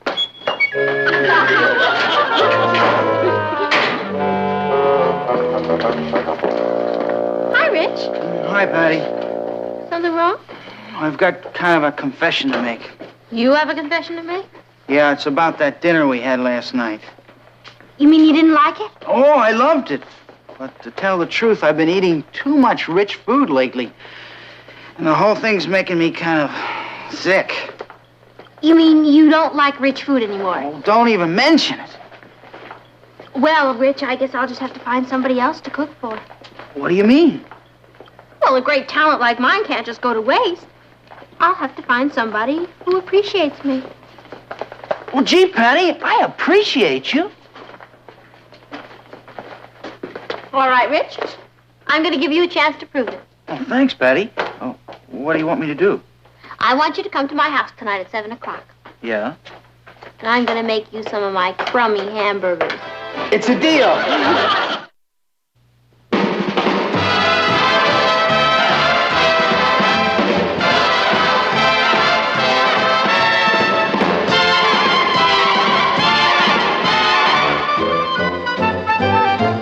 Here's Kathy, who's lived most everywhere, from Zanzibar to Berkeley Square. But Patty's only seen the sights a girl can see from Brooklyn Heights. What a crazy pair! But they're cousins, identical cousins, and you'll find they laugh alike, they walk alike, at times they even talk alike. You can lose your mind when cousins. Your debating team coming, Kath? Oh, fine, Uncle Martin. Patty and I are both on the team. Oh. Yeah, Papa, we're going to bowl them over. We're having our Little League tryouts this morning. Boy, I'll bet half the town didn't sleep last night. Papa, we're having a debate at the auditorium Saturday. Would you like to come? Oh, no, I'm sorry. I have to go to a meeting in Kansas City this weekend. There must be 1 million guys trying out for pitcher. How long you be gone? Just a day or two. Boy, I'll bet the guys that don't make the team are going to kill themselves. What are you debating? Whether or not there's life on other planets. That should be interesting. Now, Billy Bishop is the one to watch. He's good, and he throws a fastball with a hop on it. Everybody knows he's going to get it. Have you ever seen a fastball with a hop on it? I'm sorry, Ross. I really don't know very much about baseball. Well, I could teach you. You too, Patty. Oh, sure, Ross. But some other time we're trying to get ready for the debate. Yeah.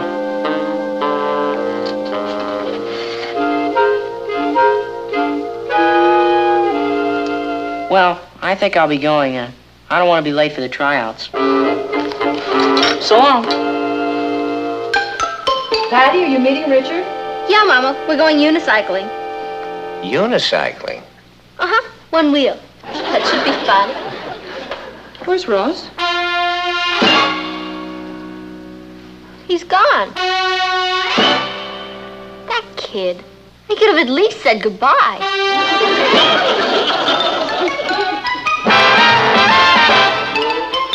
Meet Kathy, who's lived most everywhere, from Zanzibar to Berkeley Square. But Kathy's only seen the sights a girl can see from Brooklyn Heights. What a crazy pair! But they're cousins, identical cousins all the way. One pair of matching bookends, different as night and day. Where Kathy adores a minuet, the ballet russe, and crepe Suzette. Our Patty loves to rock and roll, a hot dog makes her lose control. What a wild duet, still they're cousins, identical cousins, and you find they laugh alike, they walk alike, at times they even talk alike. You can lose your mind when cousins are two of a kind.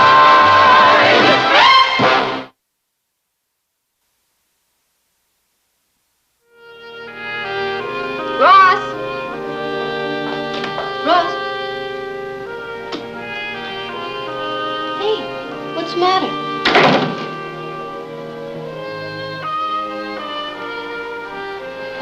Don't you feel well? Well, tell me what's wrong. Why are you lying here in the dark? Well, no one cares whether I live or die. I'm not gonna make the ball team. I haven't had a bite of food all day. Of course we care. Billy Bishop's gonna make pitcher. Oh, I wish I were dead. Oh, come on, don't say that. Everything's gonna be all right. No, it isn't. Yes, it is. Now, I want you to tell me all about it, but first I'll get you something to eat, okay? I'll bring a tray up here. I guess so. Oh, promise not to tell Mom and Dad. You know, they'd think I was a sissy. Don't worry about that.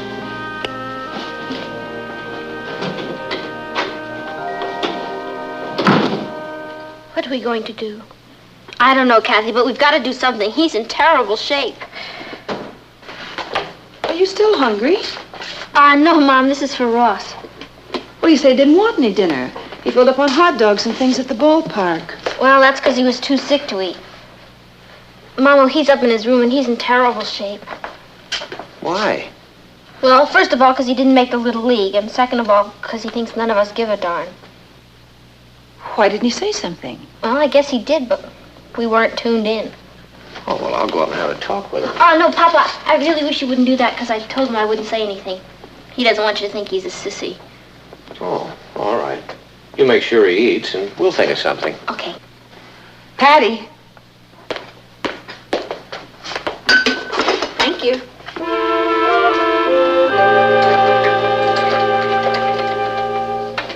You want some more? Okay, let's talk.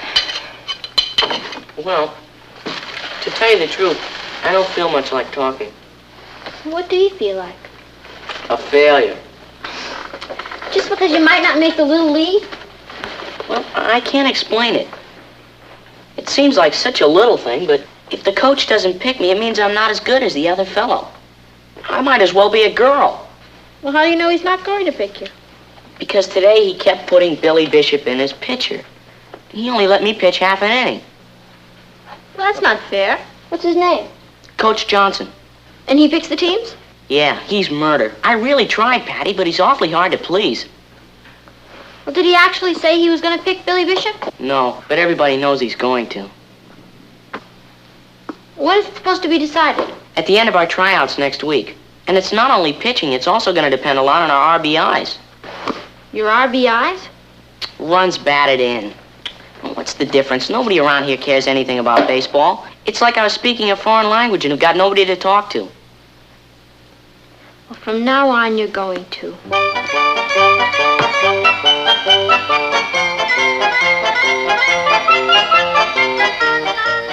Okay, it's your turn. How many major leagues are there? 2. American and National. Good. Where's Baltimore? In Maryland, isn't it? I mean, what league is it in? Oh, American. Good. San Francisco? National? Minnesota? American. Good, you're going to be quite an expert. Let's go to the minor leagues. Maury Wills. He's with the Dodgers. Flood. St. Louis Cardinals. Nixon. Did he play ball? Russ Nixon. Of course. Boston. Very good. You know, all these players are famous, and I never even heard of them before. It's like another world. Well, at the moment, it's Ross's world. I think it's very nice we can share it with him. So do I. Is there a little league for mothers? I don't think so. Might not be a bad idea to start one, though. You know, I wouldn't be in Coach Johnson's shoes for all the money in the world. I'll bet every mother and father in town is on his neck. Hello, darling. Oh, hi, son. How'd it go today? Not so hot. A lot of kids were eliminated. Were you? No, but tomorrow's another day. Hi, champ. How's it going? Terrible. Billy Bishop pitched most of the game. Oh, well, that's nothing to worry about. The coach is probably just saving you, that's all. Come on, sit down. Sure. The way they saved Tiant today. They put him in as relief pitcher in the top of the 4th, and he pitched a shutout.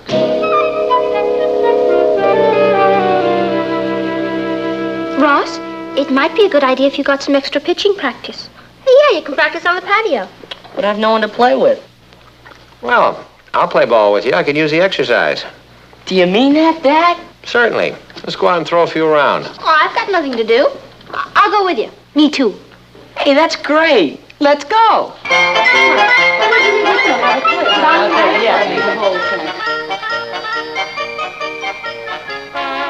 Strike 3! You got a nice curve there, son. Thanks. You should see Billy Bishop's curve. Why don't we take a little rest? Yeah. I could go on forever. Not me. Not as young as I used to be. How do you think I'm doing? I think you're doing fine. Could I give you some advice? Sure. I think you should stop worrying about Billy Bishop. Forget that you're competing with him and just compete with yourself. Do the best you can. Yes, sir. Okay. I'll meet you at the shake shop. I'll talk to you later. Bye. I'll call you from Kansas City. Bye, Papa. Have a good time. Oh, thank you, honey. Now, you look after Ross, will you? Oh, don't worry about him. I'm going to make a little league pitcher out of him if it kills me. He'll be fine. Goodbye, dear. Goodbye. Bye. Bye-bye. You know, Mama, Ross is really a very good pitcher. Coach Johnson wouldn't dare not put him on the team. I hope Coach Johnson knows that. Hello, darling. Hi, Ross. Hungry? Did anything happen today? Coach Johnson eliminated all the pitchers except me and Billy Bishop. That's great. Good. No, it isn't. Billy Bishop's gonna get it. Is 12 too young to have a nervous breakdown? You're not going to have a nervous breakdown. I'm cracking up. Why don't you have something to eat? Why is it mothers always think that food solves everything? I don't know what I'm gonna do if he doesn't pick me. What's wrong with Ross? War nerves. Narrowed down to him and Billy Bishop. Oh. Mama, we've got to do something. Do you know he hasn't eaten anything in 3 days? He's going to be too thin to pitch. He'll throw the ball and go right up in the air after it. I don't know what to do. Why don't we have a talk with Coach Johnson? You know, kind of feel him out. Is that ethical? Well, if you love your son, it's ethical. I mean, why don't we invite him to dinner? You see, I could find out what his favorite food is and you could cook it for him. That sounds a little like bribery.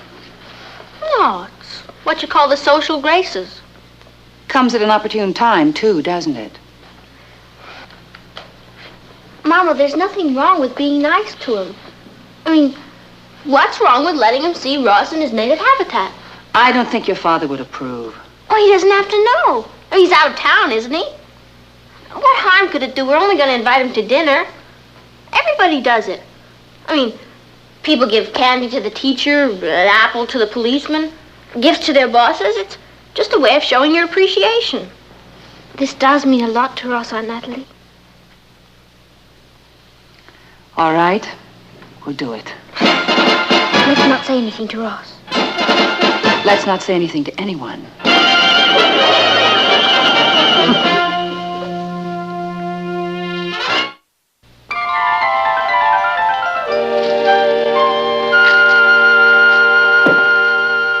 This is going to be the best party we've ever had. Well, it isn't exactly a party, darling. It's just Coach Johnson. Still going to be the best party we ever had. Patty, would you sit for me, please? Oh, sure, Kat. Does Ross have any idea who's coming? We didn't breathe a word. I can't wait to see his face. Yeah. He's here. The coach is here.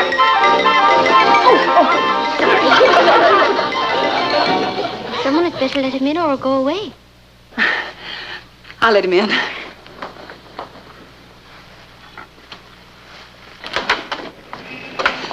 Martin! Hi. I'm sorry, I had a ring. I just forgot my key. You're home a day early.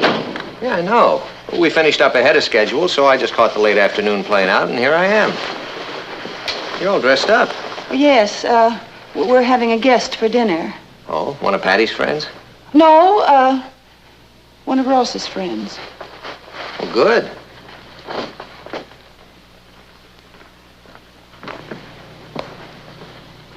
How do you do? I'm fine. How are you?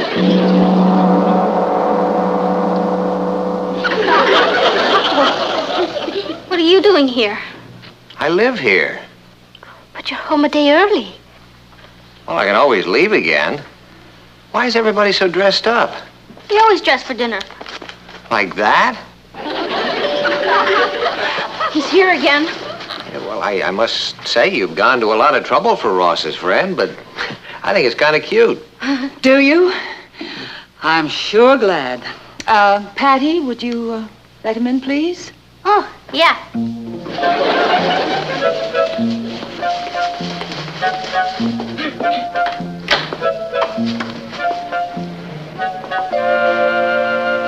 Good evening, Coach Johnson. Hi, I'm Patty Lane. Hello, Patty. Thank you. Won't you come in? Yeah, thank you. Okay. Hello, I'm Mrs. Lane. How do you do? And this is my husband, Martin Lane. Darling, this is Coach Johnson. Coach Johnson? Nice to meet you, Mr. Lane. Well, it's a pleasant surprise meeting you. And this is our niece, Kathy. Hello, Kathy. How do you do, Coach Johnson? What are you doing here? I suppose you come by to give us some news. News? No, I just came by to have dinner. You just came by to have dinner? Yes. Isn't it nice that Coach Johnson was able to take time out from his busy schedule? Oh, it certainly is. Where's Ross? Oh, he'll be right down. Excuse me. Oh, won't you sit down, please? Yes. Thank you.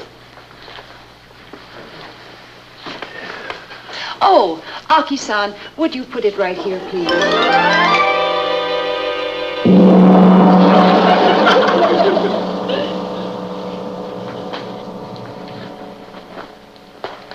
I love Japanese food. Ikaga desu ka? Yoroshi. Do you? I'm so glad. What time shall I serve dinner, madam? The usual time, Aki-san. On your feet, Ross. Get dressed. I am dressed. Oh, I mean really dressed. What for? For dinner. Why can't I eat like this? Because we're having a very important guest. Well, two guests. I'm not hungry. Come on, put these on and come downstairs and hurry up. Okay. What did you get all dressed up for? I did it for someone I love. Hurry up. I've been a fan of yours for a long time, Mr. Lane. I think the Chronicle's a great newspaper. Well, thank you. Are you interested in baseball? Oh, I played a little when I was in high school. Ross will be right down.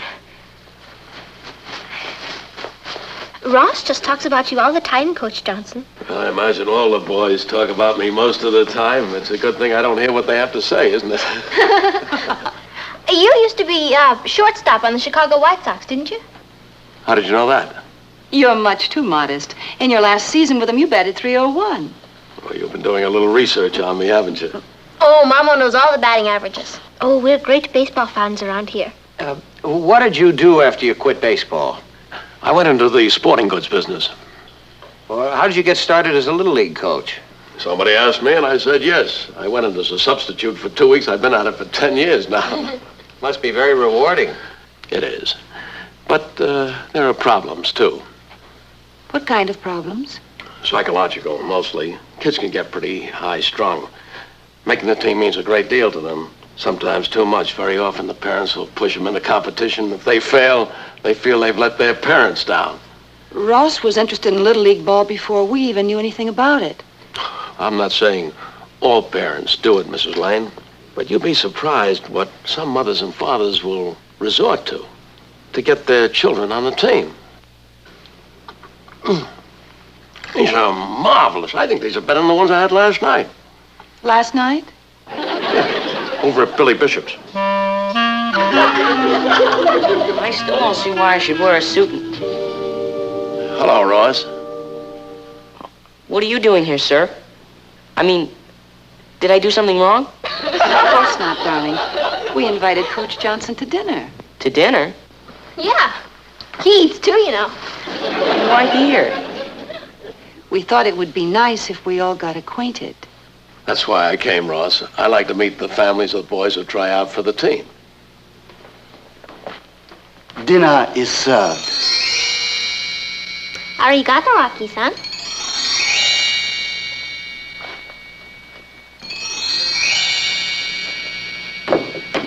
Oh, Ross said to tell you the reason he went to bed so early is because he's in strict training. He's a nice boy.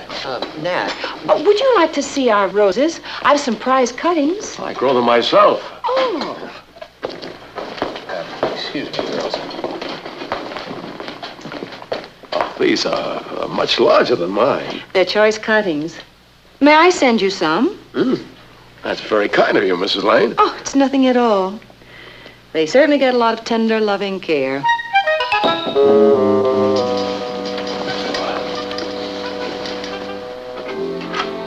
Son, you awake? I guess so. How's he going? No, I just came up to see how you were. Mom should never have invited him to dinner. No, she was just trying to be helpful. I'll never be able to face him again. Well, the dinner wasn't really that bad. He'll think we were trying to bribe him or something.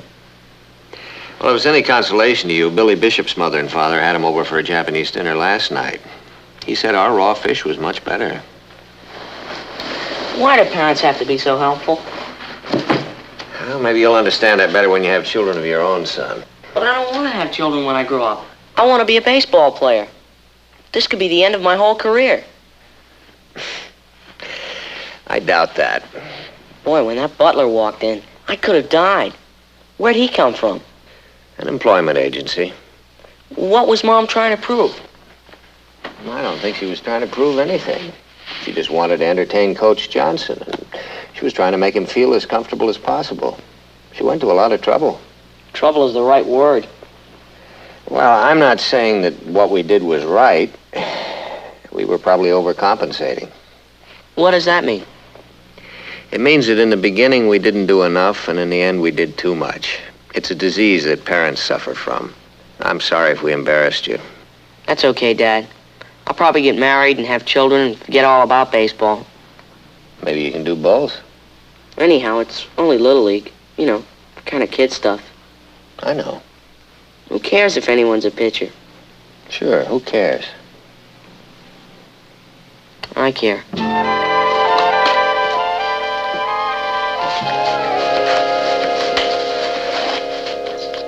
I'm sure glad you could come to dinner tonight, Coach Johnson. Well, so am I, Patty. You have no idea how much it means to Ross. Ross says that Don Johnson is your son. That's right. Don's in my history class. Oh. Gee, he's a nice boy. I think he's one of the nicest boys in the whole school. I really like him. We're having a record party here Friday. We'd sure love to have him come over. Has he ever been here before? No. I see. Well, I'll tell him. Excuse me. I didn't mean that the way it sounded. Would you like some more coffee, Mr. Johnson? Oh, thank you. This is enough. Would you like some fruit? Oh, no, thank you. I'd better be going. Oh, but it's still early. Well, tomorrow's a big day. I have to pick the ball team. Thank you very much for the dinner. It was lovely. Good night. I'm glad I met you, Mr. Lane. Oh, nice to meet you, Coach. You're going to make your decision tomorrow. That's right. That's one of the reasons I wanted to come here to meet Ross's family. Ross is a good player, but it's important to know how much support he can count on at home. I mean, a real kind of support where the family knows that he can stand on his own 2 feet. Well, thanks again for everything. I'll see myself out. Good night. Good night. Oh, Martin. It's all my fault. I invited his son to a party and made it sound like I was bribing him. I offered to babysit for him for nothing. And I offered him my prize roses and thanked him for putting Ross on the team in the same breath. And Aki, and the Japanese food. Boy, we really helped Ross, didn't we? Your intentions were good, but you made one mistake. What was that? You didn't have enough confidence in Ross. If he wasn't good enough to make the team, then he shouldn't have been on it. But if he was good enough to make it, you should have let him do it on his own. Yes, sir. Chalk it up to another Patty Lane brainstorm. Where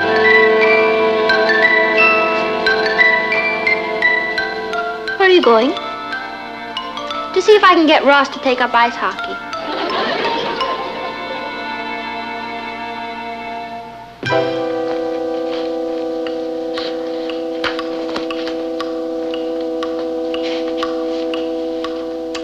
Ross should have been home hours ago. Tryouts take time. Patty, where have you been? On a kamikaze mission. Since this whole thing was my idea, I decided I should go apologize to Coach Johnson. What did he say? He said not to send the rose cuttings, 'cause with his wife away, there's nobody to water them. Oh. And he said to tell you he doesn't need a babysitter. I see. And his son can't come on Friday night. Well, we've batted 1,000. I think the expression is, we struck out. How am I going to face him? Hi, folks. Ross, would you like to go to 3 movies tomorrow? Oh, gee, thanks, sis, but I can't. I'm pitching for the Little League team. Oh. You what? I was made pitcher today. Billy Bishop's my relief pitcher. Congratulations, That's Ross. wonderful, darling. Ross, I'm that's so glad. Now let's show them some real shutouts. Boy, Coach Johnson sure was nervous today. There must have been 1,000,000 parents out there. He asked me to give you a message, Dad. A message for me? Yeah, he's on a 6-month vacation. He wants you to take over as Little League coach for him. You're kidding.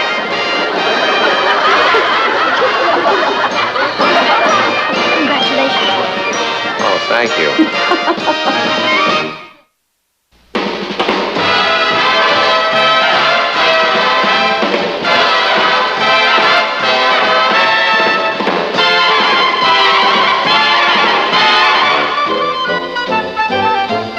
Here's Kathy, who's lived most everywhere, from Zanzibar to Berkeley Square. But Patty's only seen the sights a girl can see from Brooklyn Heights.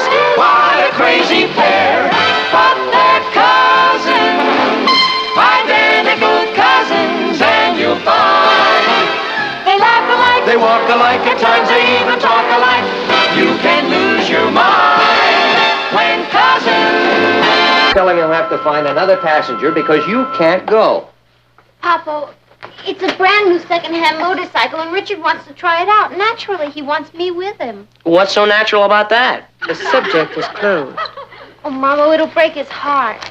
Hattie, I think that you are now reaching the age where you should be thinking about more ladylike pursuits than riding on the back of a motorcycle. Okay.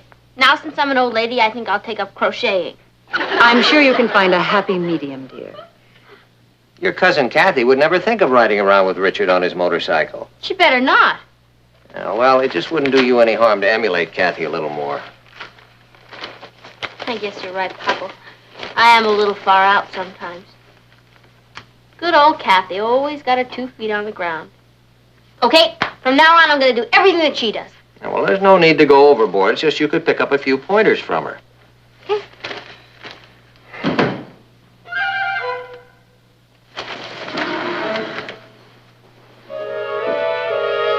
Hello, everybody.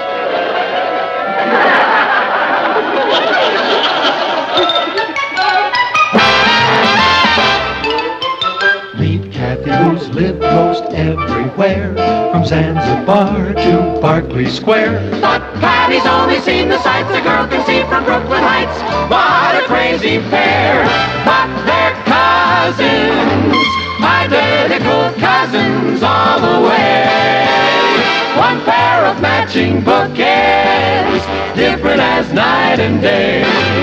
Where Kathy adores a minuet, the ballet russe, and crepe Suzette. Our Patty loves to rock and roll, a hot dog makes her lose control. What a wild duet, still they're cousins, identical cousins, and you find they laugh alike, they walk alike, at times they even talk alike.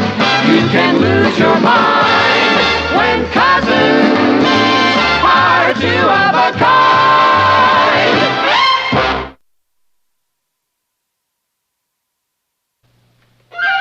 Boy, you really got caught in a thunder shower. Yeah, except the sun is shining outside. What happened, Kathy? Why, got a little wet. No. Darling, are you all right? Yes, Aunt Natalie, I'm fine, thank you. Well, how on earth did you get all wet? I'd better get into some dry clothes. Excuse me. What in the world happened to her? I don't know, but she sure doesn't want to talk about it. She'll tell us when she's ready. Well, maybe she's not ready, but I am. Hi, Cuz. No. No what? No, I don't want to discuss it. Kathy, you can't walk into the house soaking wet and say you don't want to discuss it. Did you have a water fight with somebody? No. You walked in front of an open fire hydrant? Of course not. You invented a rainmaking machine? Patty, let's just forget about it. Okay. We'll forget about it. What is it I'm forgetting about? My allowance check came. I'll treat you to a movie tonight.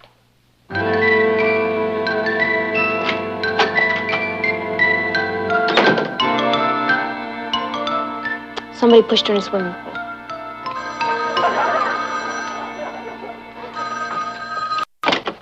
Hello? Kathy Lane? Just a minute, I'll get her. Who's calling, please? A reporter from the New York Metropolitan? The New York Metropolitan is calling Kathy Lane? What is it in reference to, please? In reference to her heroism today. When she jumped in the lake at the park and saved a boy who was drowning? Kathy? Oh, sure, you can send a reporter. Hey, and you better send a photographer, too. I mean, that's the least you can do for a heroine. Bye.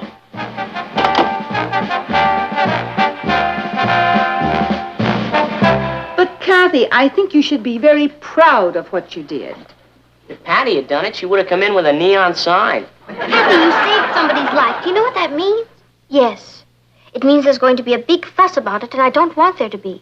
Now, Patty, you shouldn't have told that newspaper to send a photographer and a reporter. Tell us what happened, Kath. It wasn't anything, Uncle Martin. I happened to be walking by the lake in the park, and I heard someone calling for help. I saw a boy swimming, and he seemed to be having a cramp. There was no one else around, so I jumped in and pulled him out. She just jumped in and pulled him out. Have you ever heard such modesty? They usually give medals for things like this, you know. Your picture will be on the front page. I just did what anyone else would have done. And I'd really prefer not to have a big thing made about it. It's too late. Yeah. Now you belong to the ages. He's right, Kathy. Heroism has to be rewarded. And I'm going to help her.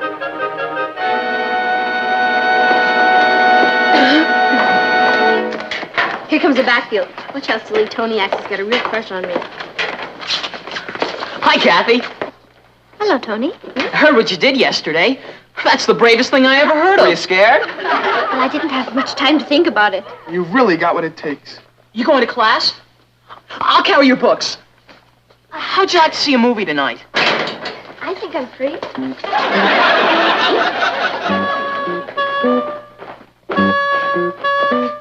Hi, Patty. What are you staring at? My cousin, the heroine. Come on.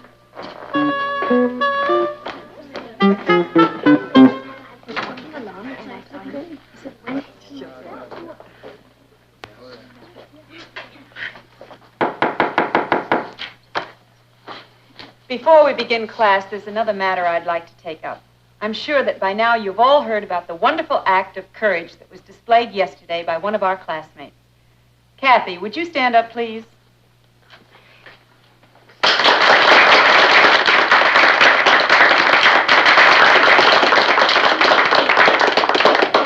You've brought honor to all of us by what you did, Kathy. Risking your own life to save the life of a stranger is the highest act of valor. Would you care to say a few words to the class about it? Thank you, Miss Castle. There really isn't much to say. I'm sure that everyone here would have done the same thing in the same situation. Thank you. Boy, what conceit. No, I'm sorry. I don't know when she'll be back. Okay, I'll give her a message. Thank you. That was the Bugle calling. They want to do a feature story on Kathy. Do you know that that's the 10th call she's had in the last hour? And look at this. Teenager saves lad. Right on the front page. With the situation the world is in, you think they'd have more important things to write about than that. I don't understand you, Patty. You were the one that told the reporter and the newspaper man to come over. You said it was the bravest thing you'd ever heard of. Now, suddenly you act like she did something terrible. Richard, if there's anything I can't stand, it's a show-off. Patty, you're not jealous of Kathy, are you? Who? Me? Of course not. It just isn't fair, Richard, that's all. What isn't fair? The only reason Kathy is a heroine is because she was in the right place at the right time. Now, I could have been there instead. If you'd have been there, he'd have drowned. You can't swim. Everybody's making such a big fuss over her. You think nobody'd ever saved anybody's life before? She did a very brave thing. I'm not trying to take that away from her, Richard. It's just that Kathy is not a natural-born heroine. And you are. Well, at least I'd know how to handle the situation. I think Kathy is handling it fine. Oh, the whole thing's gone to her head. Richard, I tried to give her the benefit of my advice, and she wouldn't even listen to me. That's probably Life magazine wanting to put her on the cover. Hello? No, Kathy isn't home. Who's calling, please? Roger who? Oh, that Roger. It's the boy she saved. A voice from the dead. No, there really isn't any point in coming over, Roger, because Kathy's not home.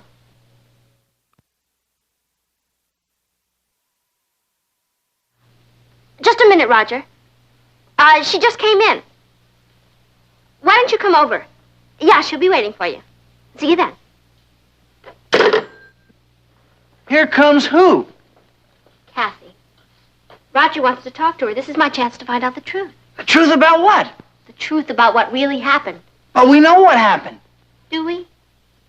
Richard, doesn't it strike you as a little peculiar that Kathy doesn't even want to talk about it? Not at all. Kathy's just naturally modest. Or maybe she's just naturally afraid that we'll find out that she fell into that lake by mistake. Or that he wasn't even drowning at all. Or that it was only 3 feet of water. Richard, I'm about to explode a myth.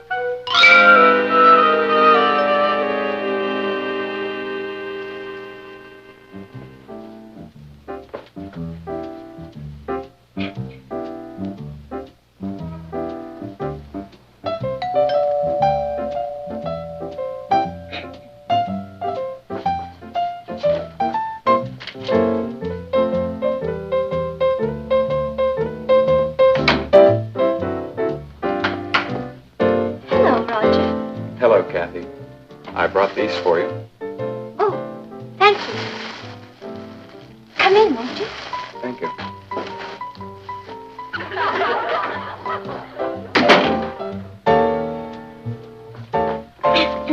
Won't you sit down? Thank you.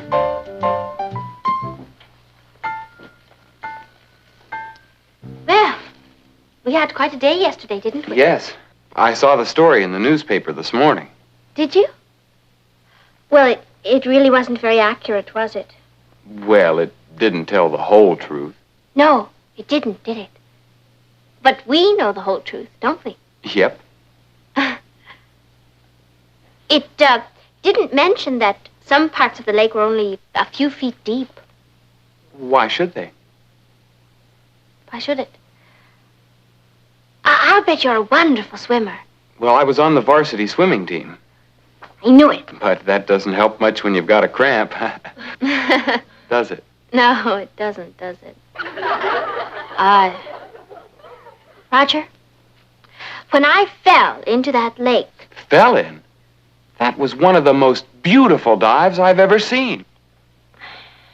Well, it looks like I really saved your life, doesn't it? I can't tell you how grateful I am, Kathy.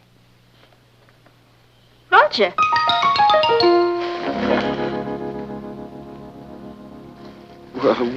Which is which? I'm Kathy. And I'm Patty, her cousin. Nice to meet you, Roger. We were just having a little chat. Oh? About what? About you a lot. Patty almost convinced me you didn't save my life. Did she? Well, I guess you two have a lot to talk about. It was very nice to meet you, Roger. Goodbye. It's amazing. She's exactly like you. Yes. Hello, Maman, Papa. That's French. Our son, the linguist. Hey, that's a clean plate. Yeah, thanks.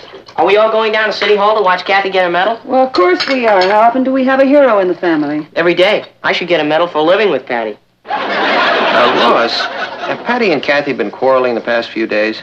Mm-mm. Oh, well, that's good. They don't talk to one another, but they haven't been quarreling. I'm going down to the post office to mail this letter. Can I get you anything? No, thank you, Kathy. We were just talking about your medal. Oh, I don't suppose there's any way I could refuse that without seeming ungrateful. Why would you want to refuse it? I just would. Because of Patty. She seems so upset about it, I'd really rather let the whole thing drop. We're not going to do anything of the kind.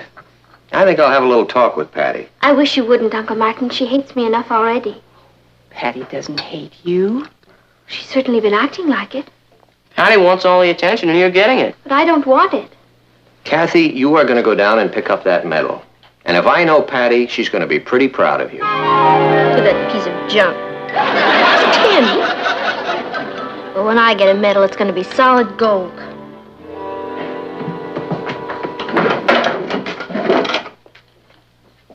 Thought you were going to the movies with Kathy. Oh, I changed my mind. It's too crowded. The movie's too crowded? Kathy's too crowded. You can't get near her. You think she was Joan of Arc the way everybody swarms all over her. Makes you feel proud, doesn't it? Yeah. There's enough reflected glory for all. If you like reflected glory. Personally, I'd like to go out and get my own. You know something?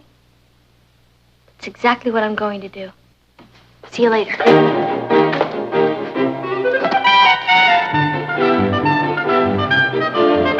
Switch it to a 3-column layout and get it in here as fast as you can. I'll have Al standing by. Right. Yes? Oh, good, Joe. We'll take that up at the editorial meeting this afternoon. Fine. Goodbye. Hello, Uncle Martin. Hello, Kath. I hope I'm not interrupting anything. No, this is a wonderful surprise. Yeah, we should come down here more often. Well, I really don't find much free time during the day. But you managed to find it today. Well, what can I do for you? I've come to ask a favor, Uncle Martin. You name it, you've got it. Natalie told me you were going to write a Sunday feature story about me. That's right. That's the favor. I don't understand. I don't want you to write it. Now, if Patty sent you down here... No, I haven't discussed it with Patty. As a matter of fact, she's not even talking to me. That's why I don't want you to write the article. Well, I'm sorry, Kath. There's nothing I can do about it. In the first place, it wasn't my idea. It was suggested to me by my boss. I thought it was a very good suggestion. I still do. And it's going to appear in the Chronicle on Sunday. Patty doesn't have to read it. I'm sorry I troubled you, Uncle Martin. At least I have learned a lesson. What lesson is that? Well, the next time I see someone drowning, I'll let him. See you, Tom. See you, Tom. I've never tried analysis before. I don't know if it'll work or not. I guess the idea is to be able to talk out your problem.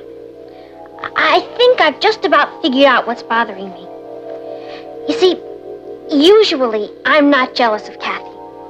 Like the time that she got all the highest marks in the whole school. I was so proud I was ready to bust. Or the time that she won the music scholarship. I was so happy to think I'd won it. So basically, I really don't think I'm jealous of Kathy. Basically. I mean, when she sticks to her own territory. But you see, Doc, when she became a hero, well, that's more in my line. I mean, I'm much more the type. I guess I felt what you psychiatrists would call threatened. Does that make sense to you? Makes sense to me. You know something? I feel a lot better after getting this all off my chest. What do you think? Well, how should I know? I'm just trying to do this crossword puzzle.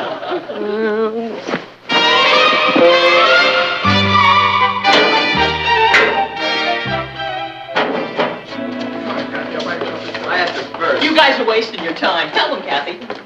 Why don't we all have a soda together? Patty, won't you join us?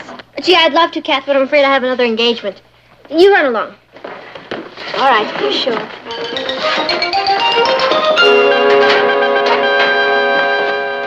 Come on, Tagger. Everybody's going over to the shake shop. You're wrong. We're not. But I'm thirsty. Well, have a drink of water. What's gotten into you? Nothing, Rich. I'm just tired of hanging around with all the kids. Why don't we take a walk by the park lake? Again? We've walked by there every day, and it's not even on the way home. All right, nobody's forcing you to go with me. Look, just because you got some crazy idea in your head... Rich, I'll go alone. Why don't you go to the shake shop with Kathy? Maybe I'll just do that. Who needs him anyway? Hello, Patty. Hello, Miss Moore.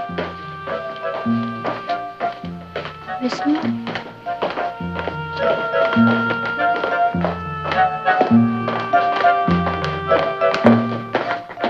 Miss Moore? Yes, Patty. Could I ask you a question? Of course. I know I'm not in your psychology class or anything, but well, I thought maybe you could help me with a problem that two friends of mine are having. I'd be very happy to try. They're two boys, cousins, and one of them is jealous of the other one. Do they like one another? Oh, yeah, they're crazy about each other. It's just that one boy did something to make the other one jealous. He doesn't want to be jealous, but can't seem to make himself stop. It sounds as though he's rather immature. No, he isn't. I mean, he's really a wonderful boy. If it weren't for this little problem, I think he'd really be quite a remarkable young boy. Are these close friends of yours? Yeah, I think you could call him that. Why don't you have them come in and see me? They can't do that. They live out of town. In Africa. They just moved there recently. I see. I was going to write them a letter and include your information. Well, if this boy is as wonderful as you say he is, I'm sure he has nothing to be jealous of. All he needs to do is develop his self-confidence. Develop my self-confidence. It's always a mistake, Patty, to compete with anybody else. The only person you should ever be in competition with is yourself. I don't understand. If you do the very best that you know how, you never have to worry about what anyone else is doing. Write that to your friend. I will. Thank you very much, Miss Moore. And be sure to say hello to Kathy.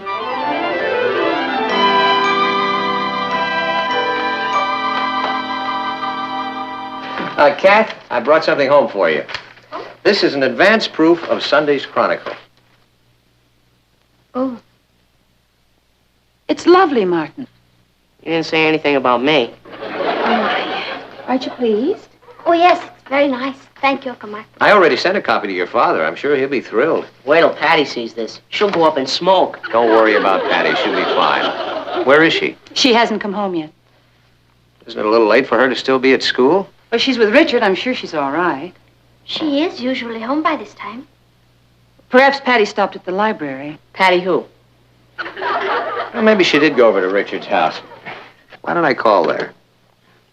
She probably didn't realize how late it was. Hi, folks. Hello, Richard. Oh, where's Patty? I thought she was with you. No, I haven't seen her since school let out. But you usually walk her home. Well, I haven't been walking her home lately, Mrs. Lane. Why not? Because I got tired of walking her over to Park Lake every day. Why would she want to go over to Park Lake every day? You wouldn't believe me if I told you. Of course I would. Well, I think she wanted to go over there because she's hoping to find someone drowning so she can rescue them. I don't believe it. Oh, that doesn't sound like Patty. Does to me. Richard, don't you have any idea where she is? No, sir. She could be anywhere.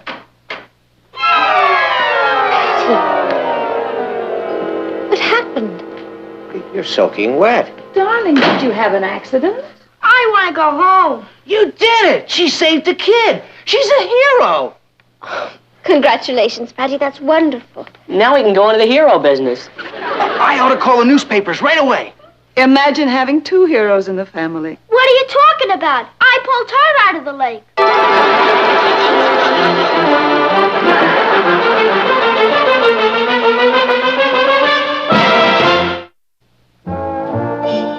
I think I know now what made me do it. She felt threatened.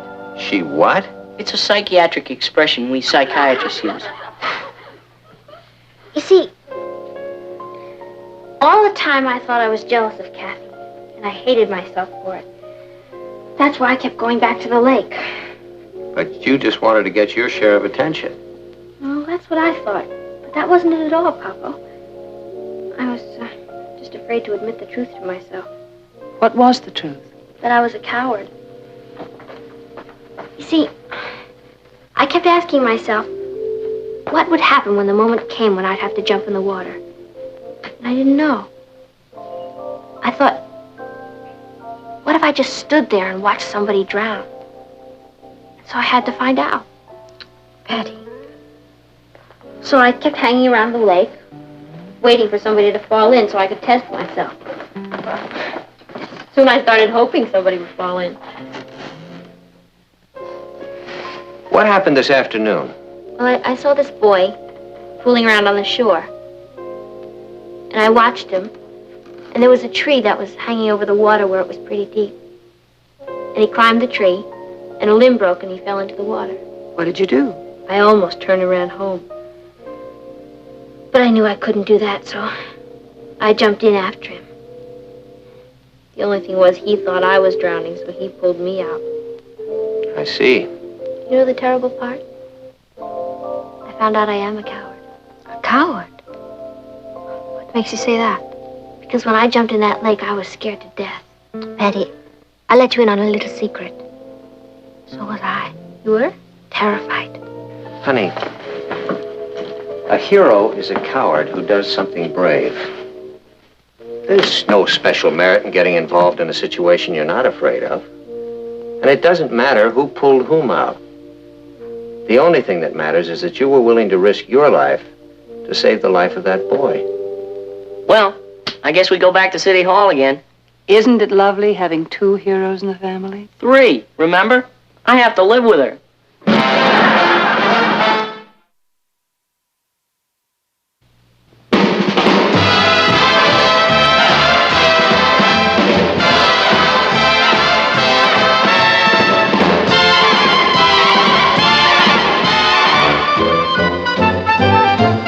Here's Kathy, who's lived most everywhere, from Zanzibar to Berkeley Square. But Patty's only seen the sights a girl can see from Brooklyn Heights. What a crazy pair! But they're cousins, identical cousins, and you'll find they laugh alike, they walk alike, at times they even talk alike. You can lose your mind when cousins are 2 of a